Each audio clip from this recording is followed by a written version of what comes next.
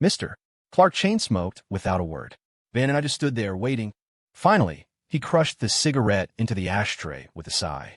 There's been a development in the power struggle over at Aria Grand. Ben's head snapped up. What happened, sir? Mister. Clark leaned back in his office chair and closed his eyes. It was a long moment before he opened them again, his jaw tight. Somehow, Area CEO found out about Declan's scheme. 3 days. In just 3 short days, she launched a lightning-fast audit into the leasing manager, Mr. Lee, dug up some financial irregularities, and cleaned him right out of the company. He shook his head in disbelief. That girl, she's not just smart. She's ruthless. The universe was against me on this one. I knew exactly who he meant by that girl. Micah. I just hadn't expected her to dismantle the conspiracy against her in 72 hours. I stayed silent, but I could feel Ben's confused gaze on me. Mister. Clark didn't know about my connection to Micah. He probably assumed someone inside Aria Grand had leaked the plan. But Ben knew. In the end, Ben didn't confront me in front of our boss. His shoulders slumped as he asked Mr. Clark, so what do we do now? Mister. Clark let out another heavy sigh. Polaris missed its best shot at overtaking Aria. It's going to be a long, ugly fight from here on out. We stick to the original plan. Focus on making this next sales promotion a success.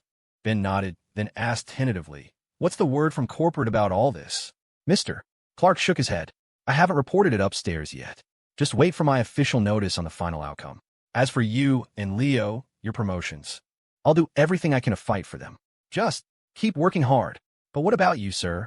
Mister. Clark didn't answer Ben. He just waved a dismissive hand, a clear signal for us to leave. His defeated posture told us everything we needed to know.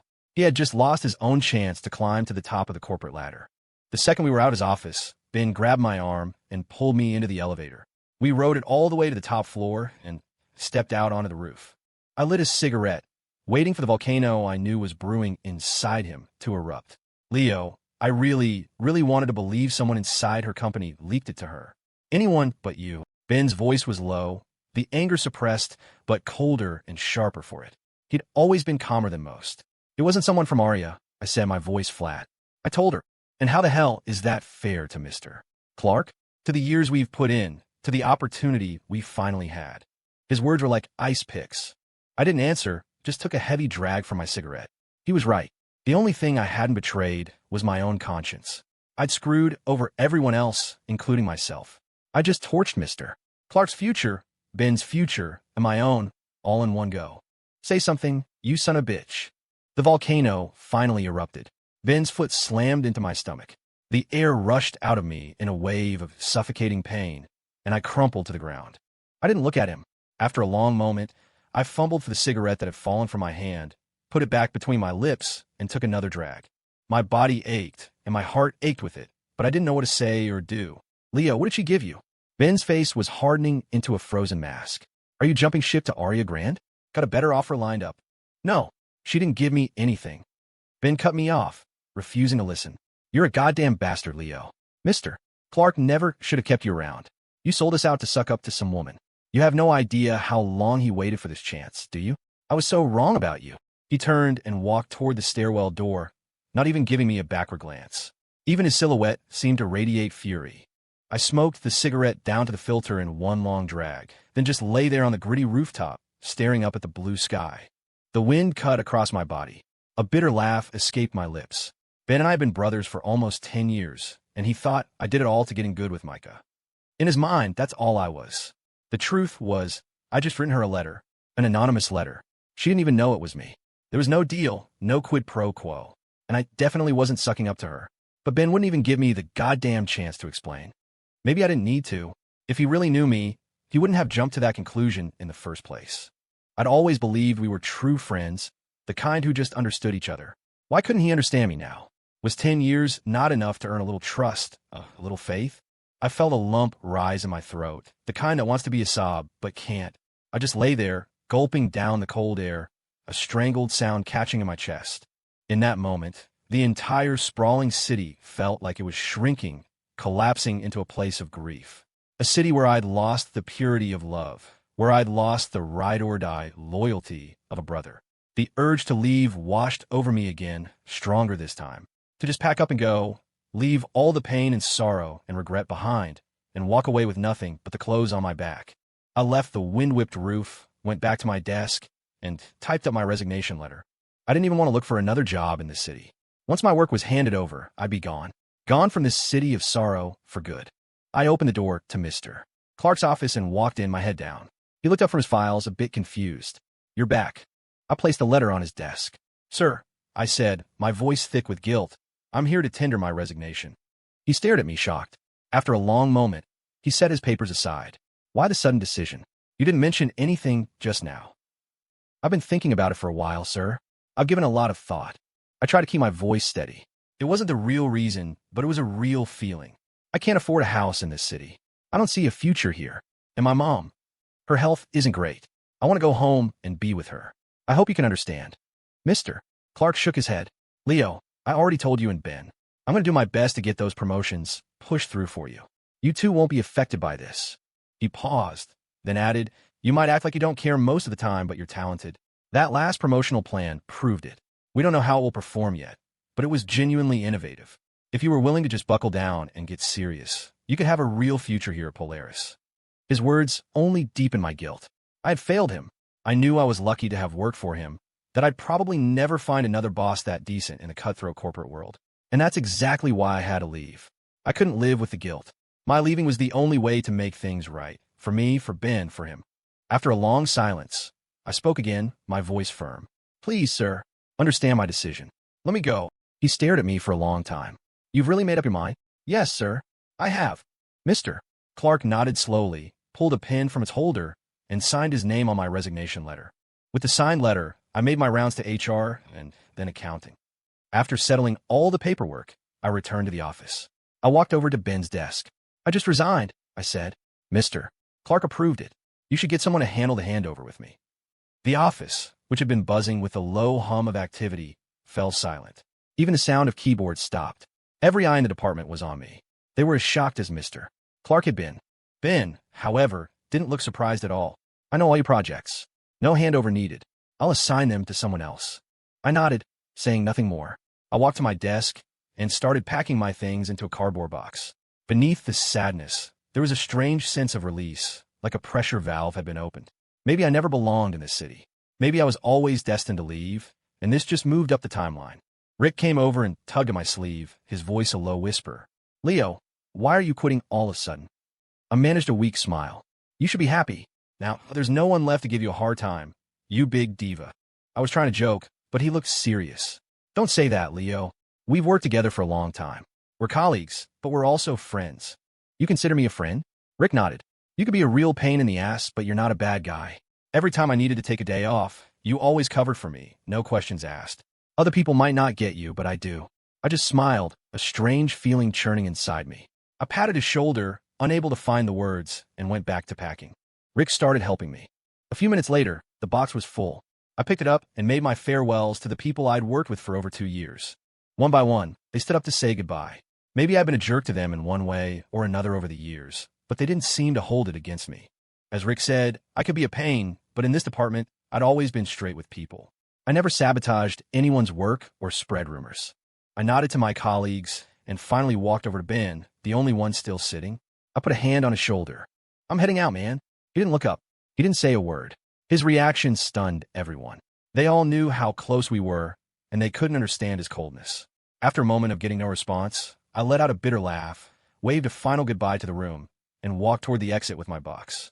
And just like that, my world was free, but only for now. The future had transformed into a trap waiting for me on the path ahead. Maybe I'd fall in and be crippled. Or maybe, driven by the will to survive, I'd emerge stronger, climb my way out to become a master of the game.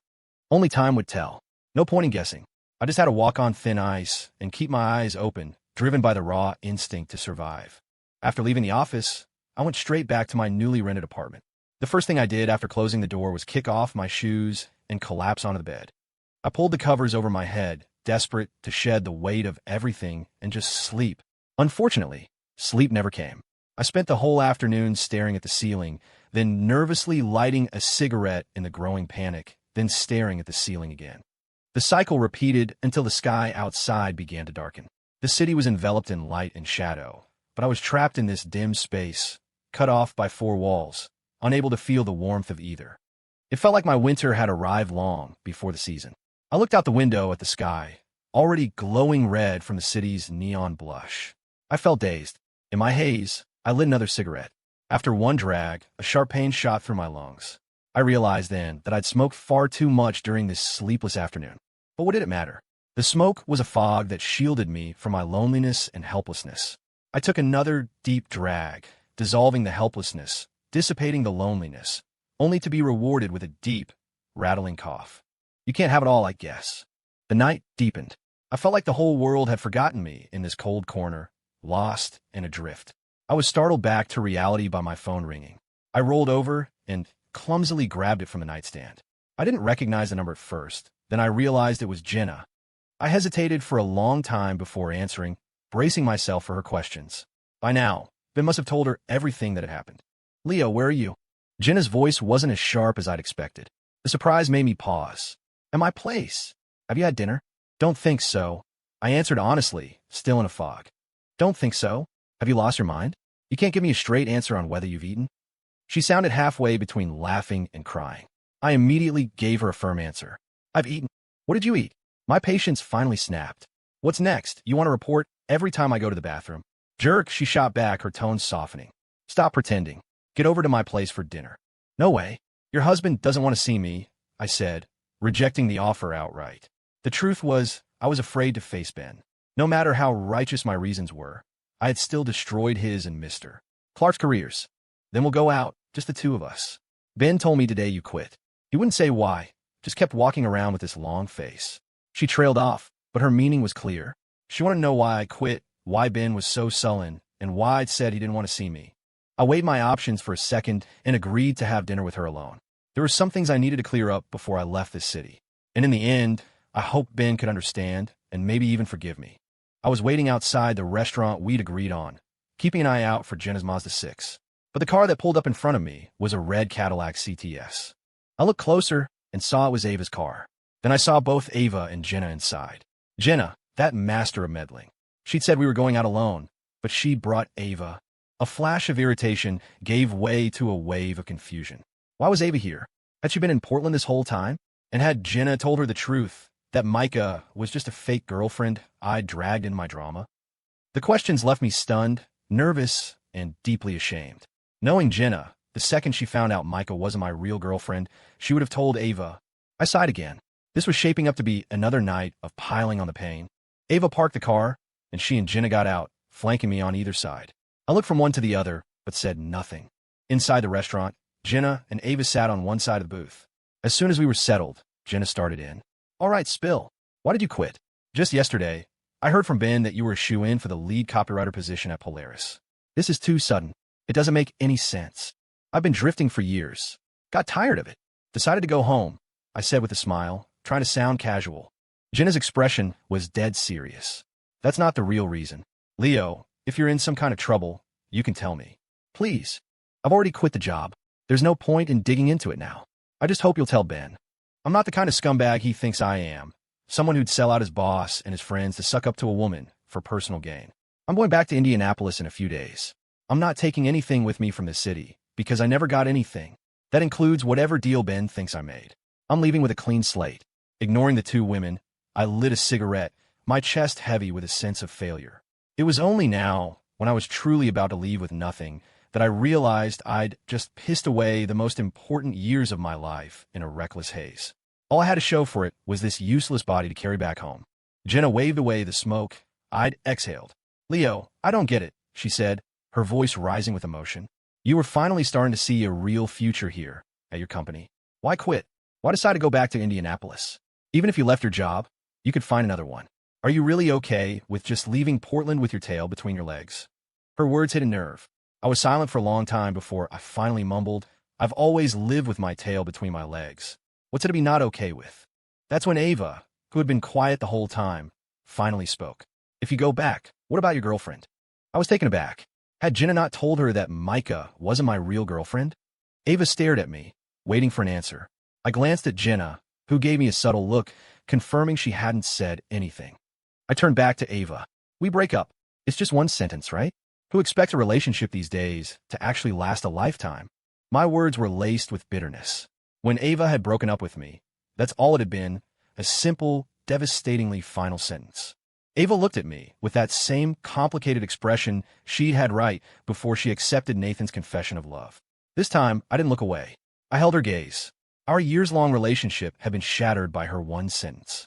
Why should I pretend to care about a love with Micah that never even existed? Jenna looked awkwardly between us.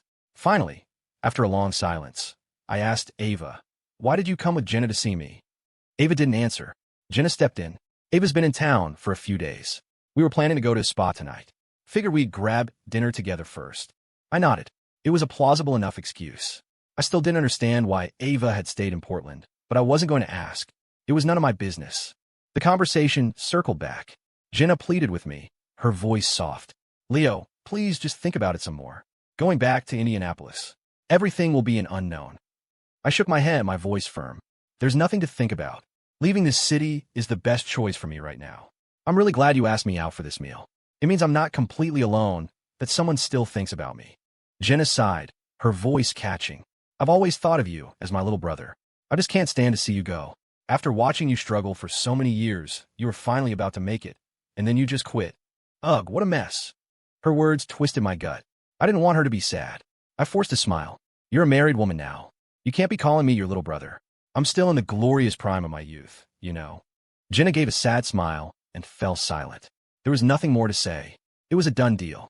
Staying here wasn't necessarily right, and going back wasn't necessarily wrong. All I hoped for now was that Ben would understand. That years from now, if I came back to Portland, we could still call each other brothers. After dinner, Ava drove off with Jenna. I stood alone in front of the restaurant, pulling the clear cellophane off a new pack of cigarettes. I held it up to my eye and looked at the night sky. Beyond the neon-bright glow of the city, I still couldn't find that crystalline city or the woman with the long shoulder-length hair.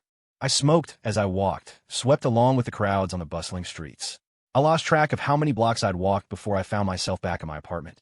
I mechanically opened the door, not even bothering to wash up. I collapsed onto the bed, fully clothed, and pulled the covers tightly around myself, searching for a sliver of security in the suffocating darkness. The night was bottomless. My phone, the only thing that made me feel connected to the world, rang again. I listened to it numbly, not wanting to answer. The ringtone was persistent, ringing over and over. Annoyed, I finally threw back the covers, grabbed the phone, and was about to rip the battery out just for some peace and quiet when I caught a glimpse of the caller ID. It was Chloe, who I hadn't heard from in a while. After a moment's hesitation, I answered. I was immediately met with her cheerful complaint. "Leo, what took you so long to answer?" "Was sleeping," I mumbled. She didn't press the issue, her voice bubbling with excitement. "Guess where I am right now?" I wasn't in the mood for games. "Where?" "Come on, guess." "Definitely not an L." Anymore," I said. She laughed, delighted. "I'm back in Portland. I'm staying at a hotel." I was surprised. "Back in Portland? You guys finished filming that quickly?" "Nope. The crew has to shoot some scenes at the Portland Japanese Garden, so I gotta come back with them.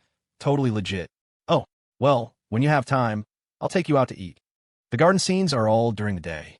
I'm free every night, so you can buy me dinner tomorrow night." "Okay, call me when you wrap for the day," I said. It was good timing.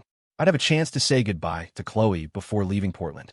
The thought that I'd failed to seize the opportunity she'd given me sent another wave of guilt through me. "Okay, I'll be waiting for your call. Oh, and I want to go to the Woodsman Tavern. I'm craving their wood-fired chicken." I chuckled. "You really know how to eat. Everyone meets a foodie or two in their life. Clearly, I'm yours." "Fine, no problem. I could go for some of that chicken myself." "Oomph. Well, I'll start looking forward to it right now," she said, her voice full of genuine anticipation, proving her foodie credentials once again. "Look forward to it. And maybe you can have a few drinks with me." "You got it. It's getting late, so I'm going to bed. Can't wait for your invitation tomorrow." After ending the call with Chloe, I looked out the window again at the moonlit sky. I found myself looking forward to tomorrow, too. I just wasn't sure if it was for seeing Chloe, eating the chicken, or the few glasses of whiskey I hadn't even had yet. I slept fitfully that night, my exhausted soul struggling through a series of gray, hazy dreams. I only woke when the morning sun finally broke through the window and shone on my face. I sat on the edge of the bed for a long time. Then it hit me. I didn't have to go to work today. I lay back down, with no desire to get up and no desire to fall back asleep. It was almost noon before I finally dragged myself out of bed. After a quick wash-up, I opened Craigslist and posted an ad to sublet the apartment. My plan was simple: get rid of this place, pay back the money I owed Micah, and then leave Portland for good. After posting the ad, I went downstairs to a little diner and had a bowl of ramen that served as both breakfast and lunch. After that, my life sank into a tasteless void.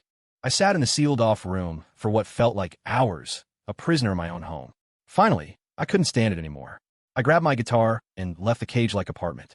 I found myself back at the Willamette River, needing to sing a few songs to the sky, the clouds, the water, anything to soothe my tired soul and wait for dusk.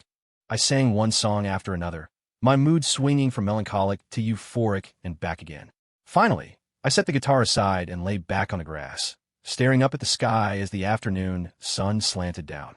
I watched the clouds drift by, a childish hope flickering within me. I thought that maybe, just maybe, my city in the sky was hiding behind them.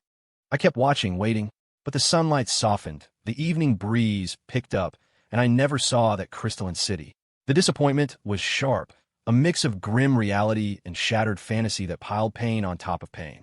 After a long while, I sat up and lit a cigarette out of habit, sitting quietly in the twilight. I wasn't waiting for the dawn. For me, there would be no more dawns in this city.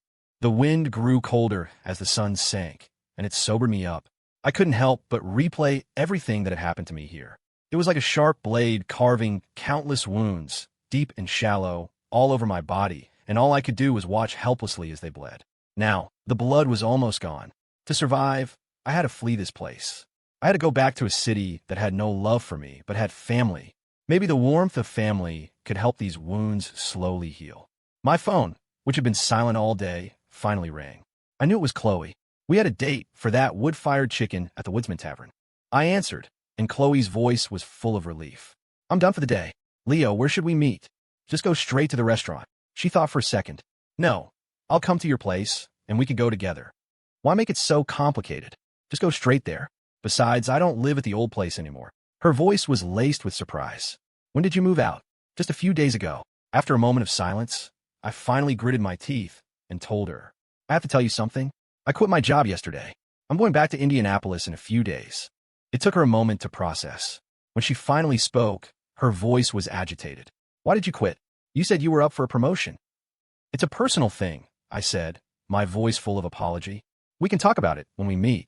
Her mood clearly soured. After another long silence, she said, fine, let's just meet at the Woodsman Tavern then. I agreed. We both hung up. I looked out at the river, already reflecting the city lights, then picked up my guitar case and walked up the bank. By the time my cab got to the Woodsman Tavern, Chloe was already there, waiting for me at the entrance. The autumn wind howled down the street. Her hands were shoved in her jacket pockets, her white scarf fluttering around her neck. It made her look even more fragile, and that fragile helplessness sent a fresh wave of guilt through me. I walked up to her. She looked at me with a complicated expression. I knew she was disappointed in me for quitting. I remembered our last meeting, how we'd promised to work hard and become masters of our own lives. Instead, I had regressed, becoming a slave to circumstance. I didn't want the mood to be heavy, so I forced a smile. Come on, let's go eat. Can I just say I'm already full of anger? She said, her face a stern mask. Her words sank my spirits, but I kept the smile plastered on my face as I pulled her toward the restaurant. Don't let being angry ruin your reputation as a foodie. Besides, you don't want to see me gloating while I eat alone, do you? That's a terrible deal for you. So don't punish yourself for my mistake, right? By then, I dragged her inside, but her mood was still low. Feeling a bit dejected myself, I took the menu from the waiter and ordered for both of us. When the food arrived, I poured myself a glass of whiskey. Chloe, despite what she'd said on the phone, didn't join me. She just asked for a cup of hot water, not even juice. I downed the small glass of whiskey in one gulp, savoring the burn. Chloe remained silent, which only made me more anxious. I picked a piece of chicken out of the cast iron skillet and put it on her plate. Try it, I said with a smile. See if the chef's skills have improved. I told you, I'm full of anger, she said flatly, picking up the chicken and dropping it onto my plate. Well, you can't just drink plain water. You'll be all bloated tomorrow, and your pretty face will be puffy. That won't be good for your scenes. She ignored my attempt at a joke, her expression serious and solemn. Tell me why you quit. I poured myself another glass of whiskey and drank it down, feeling the high-proof liquor churn in my stomach. After a long moment of resignation, I said, life is full of choices, Chloe. This was a brutal one for me. I didn't want to make it, but I had to. Just don't ask for all the details. Quitting hasn't been easy for me either. My face broke into another forced smile. I'm leaving Portland soon. We'll have fewer chances to see each other. So let's not make this so heavy. Let's just have a nice dinner, a good drink. Can't we do that? She met my gaze, and her expression slowly softened. Leo, she said with a sigh, you remind me of that Faye Webster song, mister. Never mind. Who's Faye Webster? Don't play dumb. We went to that music festival with Robin and saw her set. You forgot that quickly. I gave her a sheepish grin. I just like playing dumb. You're an idiot, she muttered, a reluctant smile playing on her lips. She reached over, took back the piece of chicken from my plate, and finally started to eat. After dinner, the woodsman, I walked with Chloe through the streets of Portland, my guitar on my back. The falling leaves, the cold wind, the city lights, the towering buildings. It was a city fully cloaked in autumn. I lit a cigarette, enjoying the hazy smoke after a full meal. I couldn't help but keep looking back at the city. Now that I was really leaving, I realized I didn't hate it as much as I thought. There was even a hint of reluctance. It had, after all, been the backdrop for my youth, my life, my love. It was here I learned that thinking of someone is the definition of loneliness. It was here I understood that when two people's affection elevates to marriage, it's called love. But if all that's left is memory, it's just a legend, a lonely, bitter legend. When we got tired of walking, we sat on a bench. After a moment of silence, I finally asked her, what about you? How have you been? Chloe shook her head, a bit lost. Same old, same old. Not great, but I haven't given up. I nodded, unsure how to respond. I knew what she was really saying. By telling me she hadn't given up, she was asking me why I had. After a short pause, she asked, what's the plan after you get back to Indianapolis?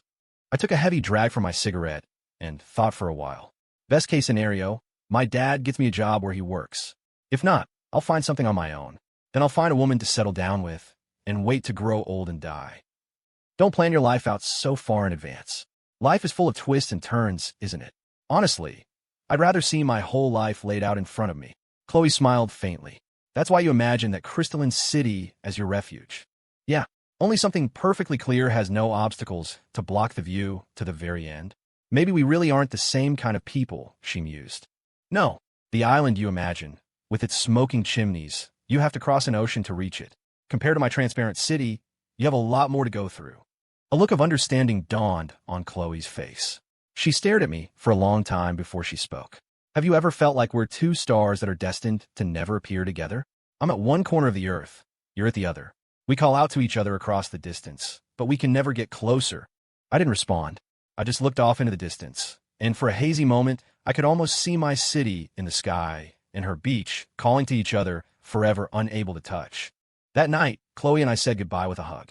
Maybe after I left Portland, we really would drift further and further in the directions of our own dreams. A day would come when neither of us would remember that one night we'd spent together. Maybe life is just made up of countless forgotten moments, until we forget everything in death. 3 more days passed. Aside from eating, sleeping, and going to the bathroom, the only thing I did was show my apartment to one prospective tenant after another. This afternoon, I'd already shown the place to 3 people, but for one reason or another, no deal was made. The last ones to arrive were a young couple, not long out of college. They walked around the small apartment hand in hand and seemed to like it. The guy turned to me. So what are the terms for the sublet? First month and a security deposit. Total of $3,000. The guy and girl exchanged a look and whispered to each other for a bit. Then the guy said, make it $2,800 and we'll take it. Look, man, $200 isn't pocket change.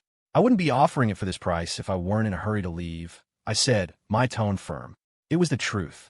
The original lease was more expensive. I was already taking a loss after living here for less than a week. The couple whispered again. This time the girl spoke. $3,000 is fine, but we need to move in tonight. Is that okay?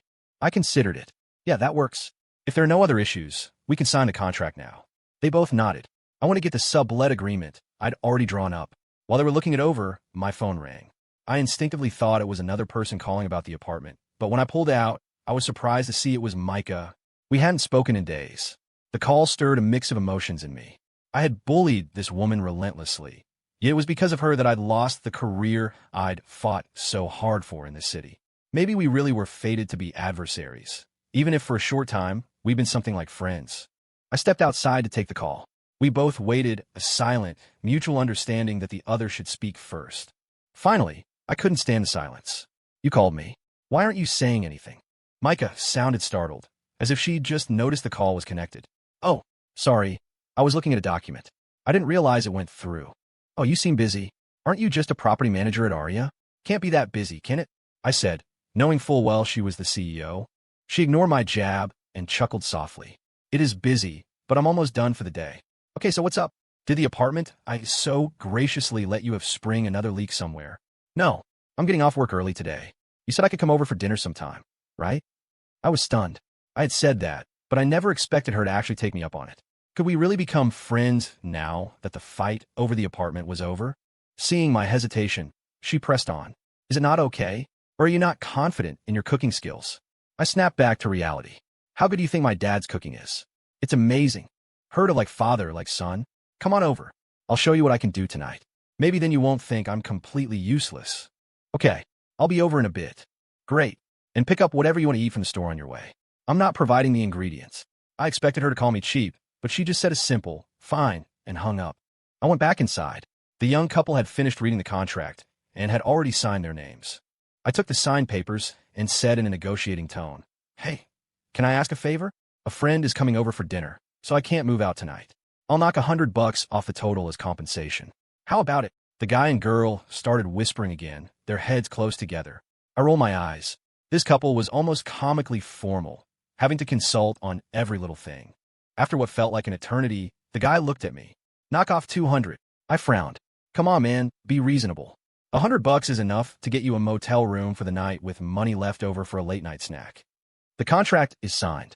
We have the right to use the apartment now. If you don't give us 200 off, we don't agree to your request. For fuck's sake. I muttered. The couple looked at me, startled, a flicker of fear in their eyes. I almost laughed. You too are this timid, and you're trying to play hardball like a couple of grifters? The guy finally summoned some courage. Well, you wouldn't knock off 200 for us before. I had no patience for this whiny punk. I cut him off. All right, stop. 200 it is. He exchanged a look with his girlfriend, as if they'd just won the lottery. He gleefully pulled cash out of his bag and counted out $2,800 for me. I gave him a copy of the sublet agreement and a key. As they left, I couldn't help but shake my head with a wry smile. Leo had just been fleeced, and by a whiny punk, no less. Shaking it off, I grabbed a mop and started cleaning the apartment, getting ready for Micah's arrival. After Chloe, it seemed like fate was giving me one last chance to say goodbye to Micah, too. At 7:30, the doorbell finally rang. I patted over in my slippers and opened it. Standing outside, as expected, was Micah. She was holding a large grocery bag. I took it from her and peeked inside. There were some vegetables, some meat, a bottle of red wine, and a bottle of juice. The wine's for you, she said. I'll have the juice. What's wrong with having some wine with me? Afraid we'll both get drunk, and I'll try to take advantage of you. I didn't say that. I'm just not in the habit of drinking. I laughed and complained. You know fun? I'm just trying to get a rise out of you, and you won't even play along. Why would I play along with your vulgarity? Vulgarity? That's a good word. Sometimes I really don't think I'm a very noble person. Micah just looked at me, speechless, clearly not knowing how to respond. I closed the door. Have a seat. I'll get dinner started. You just have to sit back and enjoy. She shook her head. I can help with whatever I can. It's not like we're a two-man operation here. You can just relax, I said, heading into the kitchen with the bag. Micah once again just watched me, silent. I was a whirlwind in the kitchen, turning out a dish every 10 minutes. In about 50 minutes, all the stir-fries were done, and the bone broth simmering on low heat was ready at the same time. The timing was perfect. At that point, the idle Micah finally had a job. She came into the kitchen and helped carry the finished dishes to the dining table. I turned on all the lights, and the small dining area was bathed in a bright glow. I took off my apron and sat down across from Micah. I had my red wine, she had her juice. It was a dinner, but not a candlelit one. So, I said to a curious Micah, do we toast first, or do you want to taste my handiwork? I'll taste first. She picked up a piece of sweet and sour fish and put it in her mouth. She savored it for a moment, then nodded in approval. Not bad. Your cooking is quite good. See? Told you. Like father, like son, I said with a hint of pride. It's hard to imagine you knowing how to cook, let alone cook well. When did you learn? She asked, looking at me with genuine curiosity. I answered while eating. The warden, my dad, said I was wild and had a bad temper. So he forced me to learn how to cook when I was little. Said it would cultivate my character and help me win over a wife someday. Micah ignored the implication and asked, the warden? Yeah, that's what I call my dad. Haven't you heard me call him that before? I guess I didn't notice. Why do you call him that? I explained patiently. Because he's so rigid and by the book. It's not just me. His co-workers call him Warden Clark behind his back. But he thinks I'm just calling him my old man. Haha. Micah laughed too, then said after a moment, "You're terrible, not even sparing your own father." Her expression suddenly turned sad. I realized in that moment she was thinking of her own father, Marcus, who had died in the car accident. I finally understood why she had always been so kind to the warden. I raised my glass to her. "Let's not just talk. Let's have a toast. To us calling a truce." Micah nodded and raised her glass of juice, lightly clinking it against mine. She took a sip, then smiled at me, shaking off the sadness that had descended a moment before. The dinner continued. I'd had 2 glasses of wine, while Micah had only drunk half a glass of juice. I looked at her with a complicated expression for a long time, then finally put down my glass. "I'm going back home tomorrow." "What's wrong? Are you going on vacation?" she asked, not seeming too concerned. "No, I'm going back home to live. I've already quit my job here." Micah looked at me and put down her chopsticks, her voice filled with surprise. "You quit? Did something happen at home?" No wonder she was surprised. It was only a few days ago that she'd helped me rent this apartment. But she didn't know that at the time, I was in the midst of a struggle. I was struggling, but I hadn't yet made the decision to leave. The moment I chose to send that anonymous letter about Declan's scheme, my fate in this city was sealed. I smiled. My job wasn't anything serious. And I'm not getting any younger. I don't have much time left to keep struggling in a city where I have no roots. So, going home to a stable life is a good choice. People, especially adults, have to learn to make the right call about their situation. Micah nodded in agreement, but didn't say much more. We weren't from the same world. We were destined to live lives that neither could fully understand or penetrate. I raised my glass to her again. She lifted hers in a silent acknowledgement. I nodded and downed the remaining half glass of wine. An emotion I couldn't name spread through my body along with the alcohol. The dinner ended with only a few more words exchanged between us. As Micah was about to leave, I took out all the cash I had on me. Some of it was my last paycheck, and the rest was from subletting the apartment. It totaled $10, $3.18. After paying Micah back her $10,016, I'd be left with $302. That $302 was the sum total of my material possessions after struggling in this city for over 2 years. I put the money on the table and carefully counted out $10,016 from the pile of mixed bills, handing it to her. "Here, the money I owe you." Micah looked at me, then took the stack of bills, which ranged from hundreds down to ones. But then, to my surprise, she pulled out the $16 and handed it back to me. I like round numbers. I stared at her, stunned, not reaching for the money. She simply placed the loose $16 on the table and put the other stack of cash in her purse. "It's getting late. I should go," she said. "All right. Get home safe." Micah nodded and turned to leave. I suddenly realized that after this night, we would probably never see each other again. Even though we'd been adversaries for nearly 2 months, my departure would turn all those brief moments into dust, slowly wiped away by the passage of time. "Micah," I called her name. "Yes," she said, turning back. The way her long hair fell over her shoulders made her look so pure, so untouched by the world. I was silent for a long time, then asked in a low voice, "Are we friends?" Micah thought for a moment, then nodded. "Yes. Yeah," I said, nodding emphatically. She smiled at me, then turned and walked toward the elevators. A moment later, the doors closed, once again separating us into 2 different worlds. After Micah left, I went back inside and finished the rest of the wine. Then I lit a cigarette and lay on the sofa, taking heavy drags, my mind replaying the moment I'd asked her if we were friends. I was surprised I'd even asked. What was the point? I couldn't figure it out. Maybe it's like they say, a man's words are kind when he's about to die. Even though I never cared what Micah thought of me before, now that I was really leaving, I wanted to leave her with a good impression. Even if we weren't friends, I didn't want her to remember me as nothing but a vulgar, shameless, despicable person. After a shower, the haze of the alcohol began to clear. I took advantage of the clarity and started packing my things. Among my belongings was the guitar Ava had given me. I found a clean cloth and wiped it down, again and again, polishing away the pain of love, buffing out the scars of memory. I felt a wave of sadness. If only love could exist forever beyond the material world. If it could, maybe Ava and I would be married by now. I wasn't afraid of marriage. I loved her. Being with the woman you truly love could never be boring.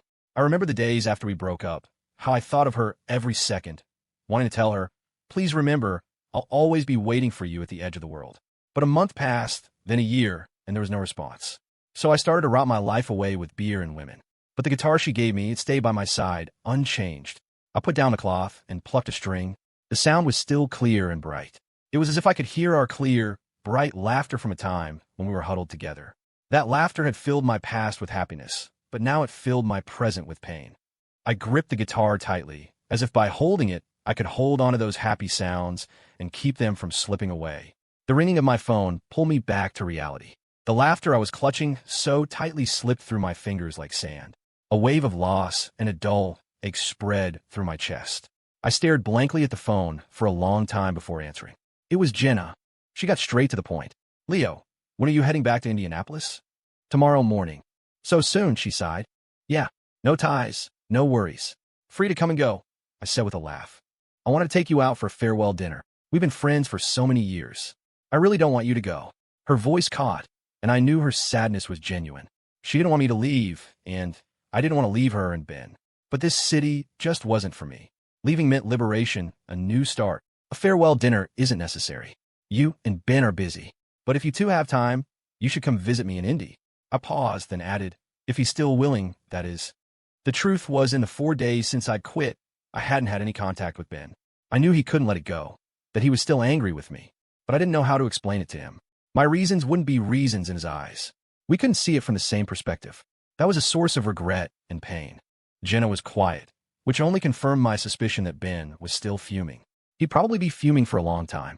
The consequences of what I did were just too big. After a long silence, Jenna finally said, "What time is your train tomorrow? I'll take you to the station." "You don't have to do that. It's the weekend. I'm not working. It's no trouble." I thought about it and didn't refuse again. I told her the departure time and gave her my new address. After hanging up, I finished packing and washed up. Finally, I was back in my bedroom, lying on the bed. I thought about calling Robin and CC to tell them I was leaving, but in the end, I decided against it. I knew they'd come to the station to see me off, and I couldn't bear that kind of face-to-face farewell. I'd just tell them after I got back to Indianapolis. I turned off the light and lay in the darkness, summarizing my years in Portland. It wasn't a total loss. I still had a few good friends and a great boss, Mr. Clark. It was just a shame that I was the one who gave up the opportunity, and in doing so, destroyed his chance for promotion. The thought brought another pang of guilt. I knew that was the main reason for Ben's resentment. He was deeply grateful to Mr. Clark for giving him a chance. Without Mr. Clark, Ben wouldn't be where he was today.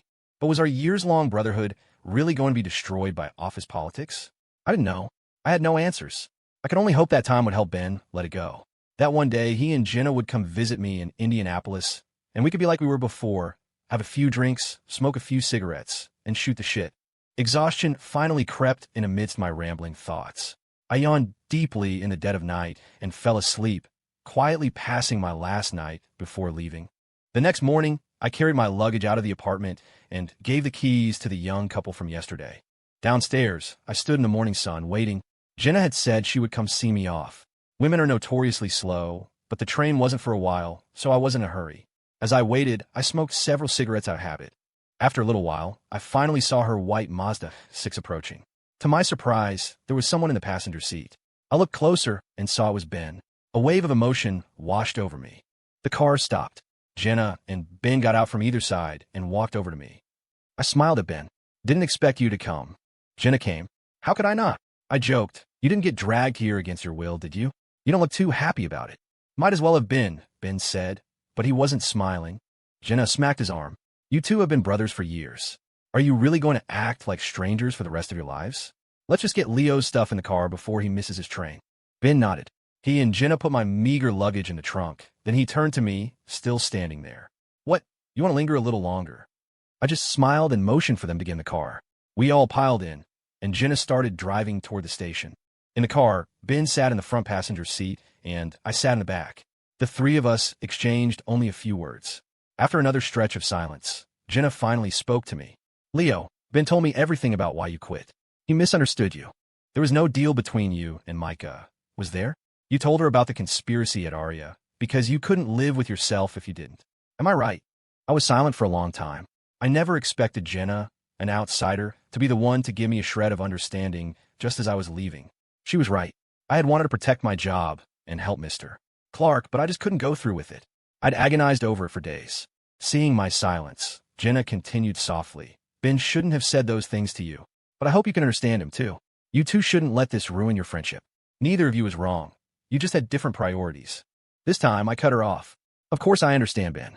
I just hope he doesn't see me as some kind of backstabbing opportunist.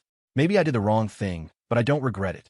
On some gut level, I knew it was what I had to do, whether the person was Micah or anyone else. Yanez sighed. I don't know what to say. It's just a shame about the job. Oh, by the way, Ben got the official notice from corporate. He's the new assistant manager of the planning department. And Rick is the new head of the copywriting team. So you don't have to worry about Ben. The news made me both happy and sad. Happy for Ben, sad for myself. But I didn't let myself wallow in it. I quickly asked Ben, what about Mr. Clark? Did he get promoted to corporate? Ben shook his head. No, he won't get a chance to be part of the core executive team now. I could hear the disappointment and bitterness in his voice. I had destroyed the opportunity Mr. Clark had worked so hard for. I knew that after losing this chance, at his age, he would likely never get another shot at a top-level position. The three of us fell silent again. Finally, Jenna broke the silence. Leo, did you tell Micah about this in person? I shook my head. No, I just wrote her an anonymous letter. You're such an idiot, Jenna said, shaking her head with a sigh. You should have at least let her know it was you. She would have owed you big time. With her position, a favor from her would be worth a lot. I just smiled. If I thought like that, I really would be the person Ben thought I was, wouldn't I? This time, to my surprise, Ben spoke up. His voice was low and heavy. Honestly, I'd rather you were that kind of person than see you leave like this, all beat down. Do you have any fucking idea how hard this is for me? I'm pissed you ruined Mr. Clark's chance, but I'm even more pissed. I don't want you to leave like this. It's tearing me up inside, you get it? Ben's words made my eyes burn. It was only then that I truly understood. No matter how much we fought, no matter how much we misunderstood each other, deep down, we were brothers. We were true brothers who had struggled together in this city for so long. I didn't know what to say. I just tilted my head back, tried to keep the tears welling up in my eyes from falling. In the driver's seat, Jenna was already dabbing at her cheeks with a tissue. As I looked back at the city, I realized I hadn't been able to leave the pain behind as I'd hoped. I was taking all the gray disappointment and resentment with me. Ben sighed heavily and pulled a box out of his bag, tossing it to me. A friend sent these from overseas. They're herbal lung support capsules. They've worked pretty well for me. Take them and try to smoke less. When you run out, call me, and I'll have my friend send some directly to you. I just nodded and put the box in my bag. We arrived at Union Station in silence. The moment of parting had come. I took my luggage from Ben and Jenna and waved goodbye. I'm off. Come visit me in Indy when you have time. Jenna nodded. We will. We'll miss you. Have a safe trip. I smiled and looked at the silent Ben. What? You're not going to wish me a safe trip? Suddenly, Ben pulled me into a hug. His voice was choked as he slapped my back hard. Say hi to the warden for me. And, for fuck's sake, get your life together. Stop messing around. Don't make me and Jenna worry. You hear me? His words hit me deep. I bit my lip, swallowing the tears. I thought back to when we graduated, how we'd sworn with such passion that we would put down roots in this city. And now, years later, Ben had struggled and succeeded. He had his roots, his wife. And me, after 2 years of painful struggle, I was leaving with nothing but my own body. I took a deep breath and forced a smile. Don't worry. I'll be fine.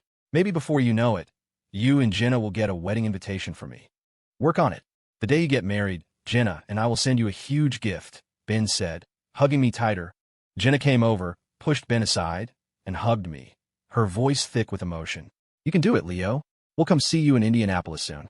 And when you get a girlfriend, you have to let us see her first. We'll vet her for you. I was touched, but I pushed her away gently, forcing a laugh. All right, you two, stop with the sentimental tag team. You're going to make a grown man cry. Don't make me cry. I want to leave with a smile. Jenna laughed through her tears and gave me a light punch. Fine, we'll let you leave with a smile. We'll come see you when we get to vacation time. Please, that's the 3rd time you've said that. But if you come, I'll roll out the red carpet. Jenna nodded and straightened my shirt, which had gotten messed up from the hugs. Call us when you get home. I know. If you keep nagging like this, I'm going to start calling you Mom. I paused. You two take care of each other. Keep being that perfect couple that makes me jealous.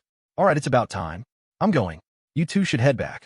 Ben put his arm around Jenna, and they waved at me.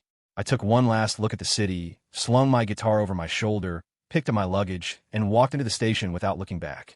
But the guitar on my back felt heavier and heavier with every step. 15 minutes after saying goodbye to Ben and Jenna, I was on the train to Indianapolis. Staring out the window at the increasingly unfamiliar scenery, I finally felt that I was truly gone. But what kind of life was waiting for me? I hoped the warden would get me a stable job at a state agency, and Mom would ask someone to set me up with a nice girl. And all I had to do was work hard at the job the warden gave me, and then fall in love with a nice girl Mom introduced me to. Life would start new. As for the old past, let the wind blow it all away. After a long 6-hour journey, I finally arrived in Indianapolis, my hometown, which I hadn't seen in a long time. The last time I was back was for Christmas last year. In the station plaza, I followed the crowd toward a row of fruit stands. I opened my wallet. All I had left was a little over $100. This was the sum total of my material gains from over 2 years in Portland. I bought some fruit for my parents and 2 packs of cigarettes for myself. Carrying the fruit, smoking a cigarette, my luggage in tow, and with only $36 to my name, I walked along the left side of the road toward the bus stop. This was everything I had to show my parents. After a 20-minute rattling bus ride, I was standing at my front door. I raised my hand twice, but couldn't bring myself to ring the doorbell. I didn't know how to face them, how to explain why I was back. "Leo," a voice said, hesitant, as if unsure it was me. I turned around. It was my mom, holding a basket of groceries. She must have gone to the supermarket to buy the discounted produce in the afternoon, just like she always did. I grinned. "Mom, your son is back." My mom smiled, opened the door, and asked, "Why are you back all of a sudden? Do you have a long vacation?" I kept up my forced casual tone. "Mom, I'm back for good this time. I'm not going back to Portland. I'll stay here in Indianapolis and be a good son to you and Dad." My mom, who is usually very easygoing, frowned at my words. She put down the grocery basket and asked, "Weren't you doing well at your job? Did you quit? Why can't you ever settle down?" "Mom, it's not about settling down. Besides, haven't you always wanted me to come back to Indianapolis? Now that I'm back, shouldn't you be happy? If you'd come back 2 years ago, your father and I would have been thrilled. But you're not young anymore, and you don't have a girlfriend. How do you expect us to be happy?" My mom's tone was sharp with displeasure. "Mom, my dear mother, please don't nag me. I came back to settle down and live a quiet life. I promise I'll work hard, find a nice girl, and in a year or 2, you'll have a grandson to hold. You and Dad will be so happy." My mom looked at me, half annoyed, half amused. After a moment, she said, still not serious, "We'll see how you explain this to your father when he gets home." I just kept smiling. Maybe the warden will be thrilled I'm back. He might even break out that aged bourbon he's been saving for a decade to celebrate. "I doubt it," she said, picking up her basket and heading to the kitchen. "Have you eaten? I can make you some noodles." "No, thanks. I'll wait for Dad to get home, and we can all have dinner together. I'll just have some fruit for now." Before dusk, I had unpacked my things and made my bed. The familiar smell of home gradually eased the weight on my chest, but I was still worried about my future. After all the setbacks, I no longer had the same hopes and expectations for the future. It was mostly just worry. For example, if my mom set me up with a girl right now, I wouldn't even have the money to take her out for a meal. How could I look forward to a future in that kind of predicament? After a short nap, I heard the front door open. Then my mom called out, "Leo, your dad's back. Get up, it's time for dinner." I answered and shuffled into the living room in my slippers. Sure enough, there was the warden holding his fishing rod and tackle box. I hurried over and took the fishing gear from him.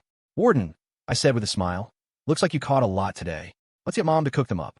They'll go great with a drink."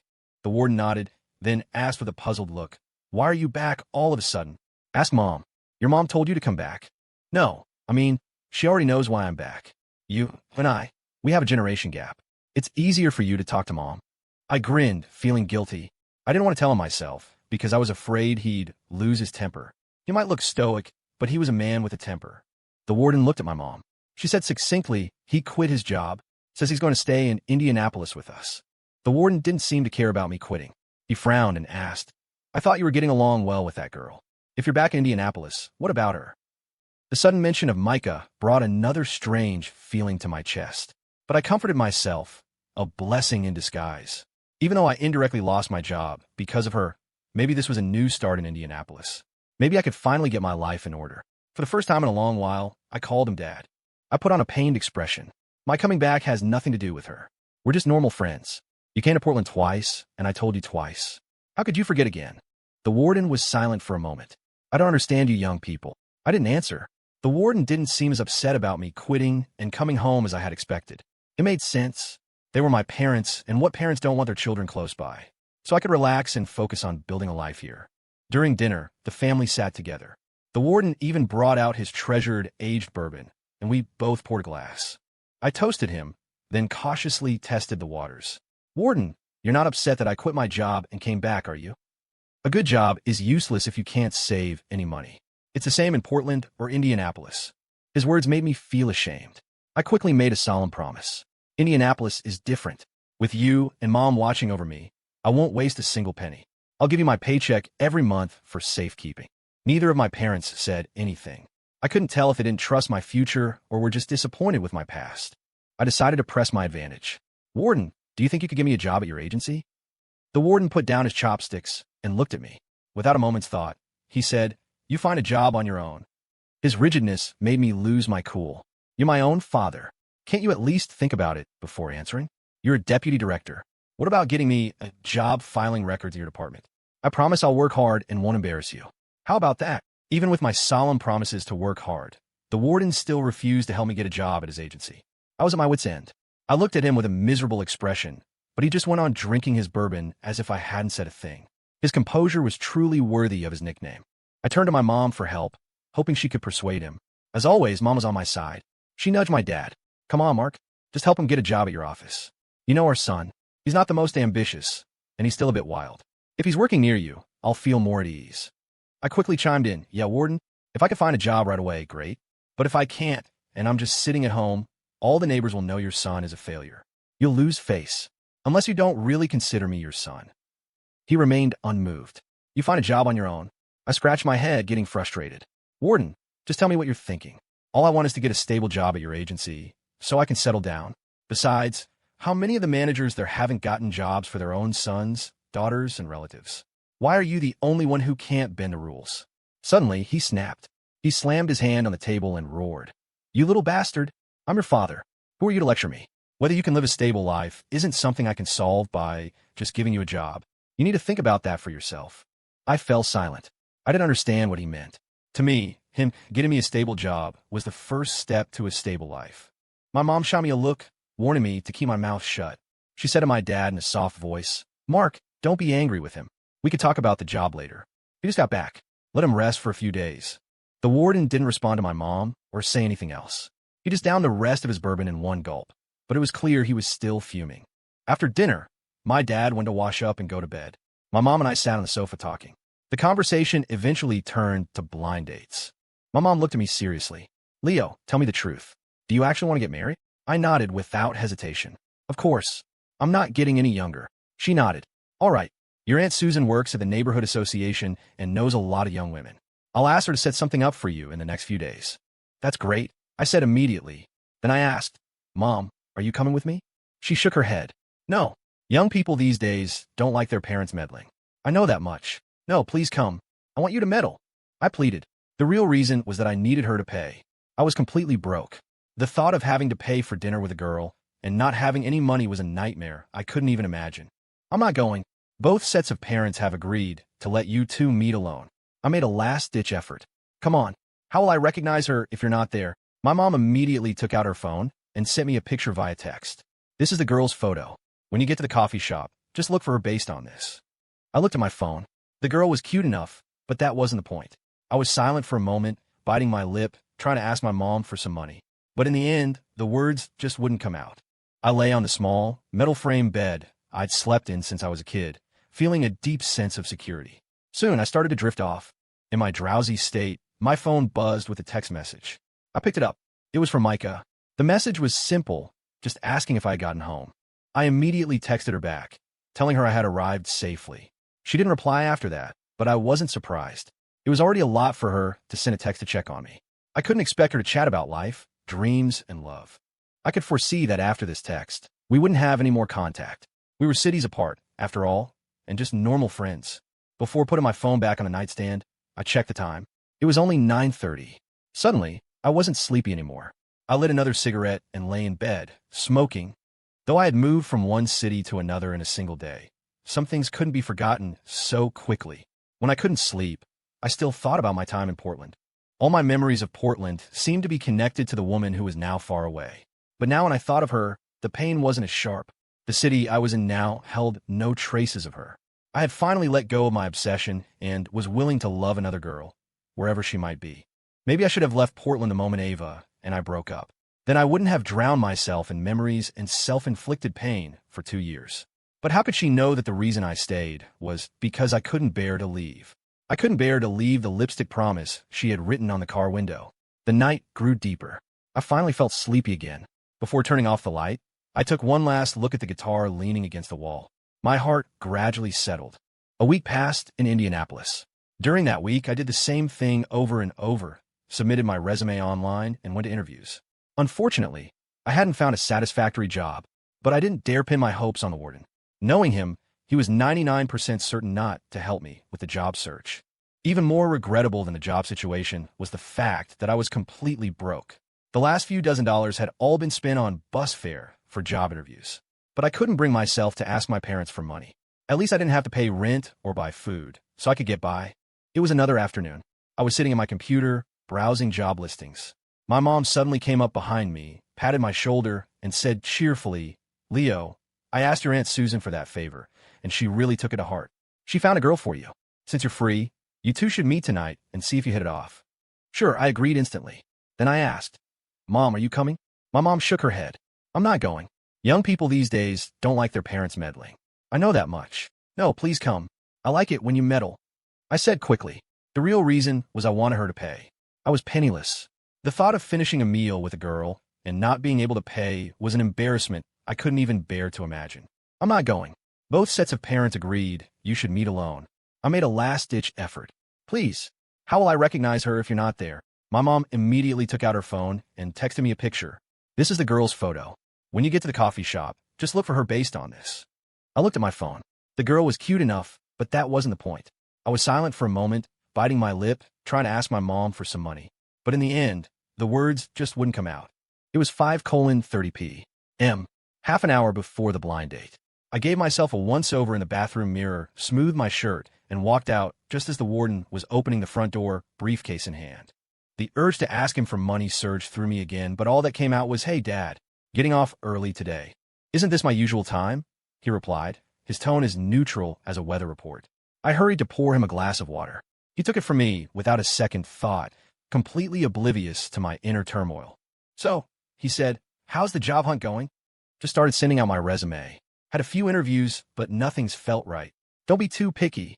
A decent job is a decent job. I'm not some fresh-faced grad with no experience, Dad. I can't just take anything. You know how expensive life is for people my age. I at least need to make enough to support myself." I was laying it on thick, hoping he'd pick up on my hints about money and offer me a little cash to tide me over. Instead, he just shrugged. "If you know it's expensive, then you should learn to be more frugal." His logic was a brick wall. I fell silent, and he clearly wasn't interested in continuing the conversation. He put down his glass and turned toward his study. "Dad," I finally bit the bullet and called out. He turned back, his expression unreadable. "Something else?" His face sent a jolt of panic through me. My resolve crumbled. Well, can I borrow your car? I have a blind date tonight." The second the words were out, I wanted to slap myself. Why was it so damn hard to ask for money? Because I was a grown man who'd been working for years. Hitting up my parents for cash felt pathetic. The warden, however, didn't seem to notice my internal crisis. He just pulled the keys to his old, agency-issued Ford Taurus from his briefcase and handed them over. I stared at the keys in my hand, then at his back as he disappeared into his study. It wasn't until the door clicked shut that I realized I'd blown another chance. With a heavy heart, I got into the warden's nearly decommissioned Taurus and headed for the coffee shop. On the way, I thought about hitting up old friends for a loan, but they were mostly high school buddies I hadn't spoken to in years. Showing up out of the blue to ask for money felt scummy. After a few more traffic lights, I saw the coffee shop 50 yards ahead, its big, bright sign making my stomach churn even more. I dragged my feet parking the car, then dragged them even slower toward the entrance. I pulled out my phone for one last look at her photo, then scanned the room. After 2 sweeps, I spotted her in a corner, a woman whose features matched the picture. I straightened my shirt and walked over. Up close, she was nice looking. Good features, clear skin. She didn't have Ava's stunning, ethereal quality, or Micah's world-stopping beauty, or even Chloe's trendy, sexy vibe. She was just pretty. A normal, pretty girl. The kind of girl you could build a life with. My first impression was actually pretty good. I smiled, tried for polite. "Excuse me, are you Liz?" She looked up and smiled back. "You must be Leo then." "That's me. Mind if I sit?" "Go ahead." As soon as I sat down, a server appeared with a menu. "Can I get you two started with anything?" Quick question," I said, feeling like an idiot. "Do we pay after we eat? Or when we order?" The server looked at me like I'd just asked for the Wi-Fi password to a spaceship. Either way works," she finally said. I let out a breath I didn't know I was holding. "Great. I'll take a menu." The server handed us menus. Liz and I ordered, and as we waited, she took the lead. So, let's get the introductions out of the way, she said, her tone bright and breezy. You know my name? I'm 24. I'm an account supervisor in an ad agency, and I'm still living at home to save up. That's the short version. My eyes went wide. Her frankness was disarming. It felt like she was reading off a stat sheet I'd requested. She looked confused by my reaction. Is this your first time doing this? She asked tentatively. Yeah, it is. Ah, that explains it, she said with a laugh. The personal summary is pretty standard procedure. If you keep this up, you'll get used to it. I nodded. Right. I think I've seen this on TV. So, your turn. I sat up straight, as if giving a presentation. My name is Leo. I'm 26, currently unemployed. No car, no house, no savings. I live with my parents, and that probably won't be changing anytime soon. As for the future, I don't really have any specific plans or goals. I'm what you'd call a go-with-the-flow kind of guy. Liz looked stunned. It took her a moment to speak. Are you being serious? 100%. But that's not what Aunt Susan told us. What did she tell you? Liz paused, thinking. She said you just got back from Portland, that you were a manager at some big department store, hardworking, ambitious. A real catch. I burst out laughing. You can't believe a word those matchmakers say. That's so over the top. Even I'm embarrassed to hear it. She looked at me, a mix of amusement and confusion on her face. So, when she said you play guitar and are super talented, was that a lie too? My face flushed. My poor mom. She must have been racking her brain for any positive trait and landed on the guitar, which she'd then passed on to Aunt Susan, who'd enthusiastically related to Liz. The guitar part is true, I finally admitted, but I'm not sure what that has to do with a blind date. Liz just nodded, not saying anything more. I grinned. So, is this the part where your high hopes come crashing down to reality?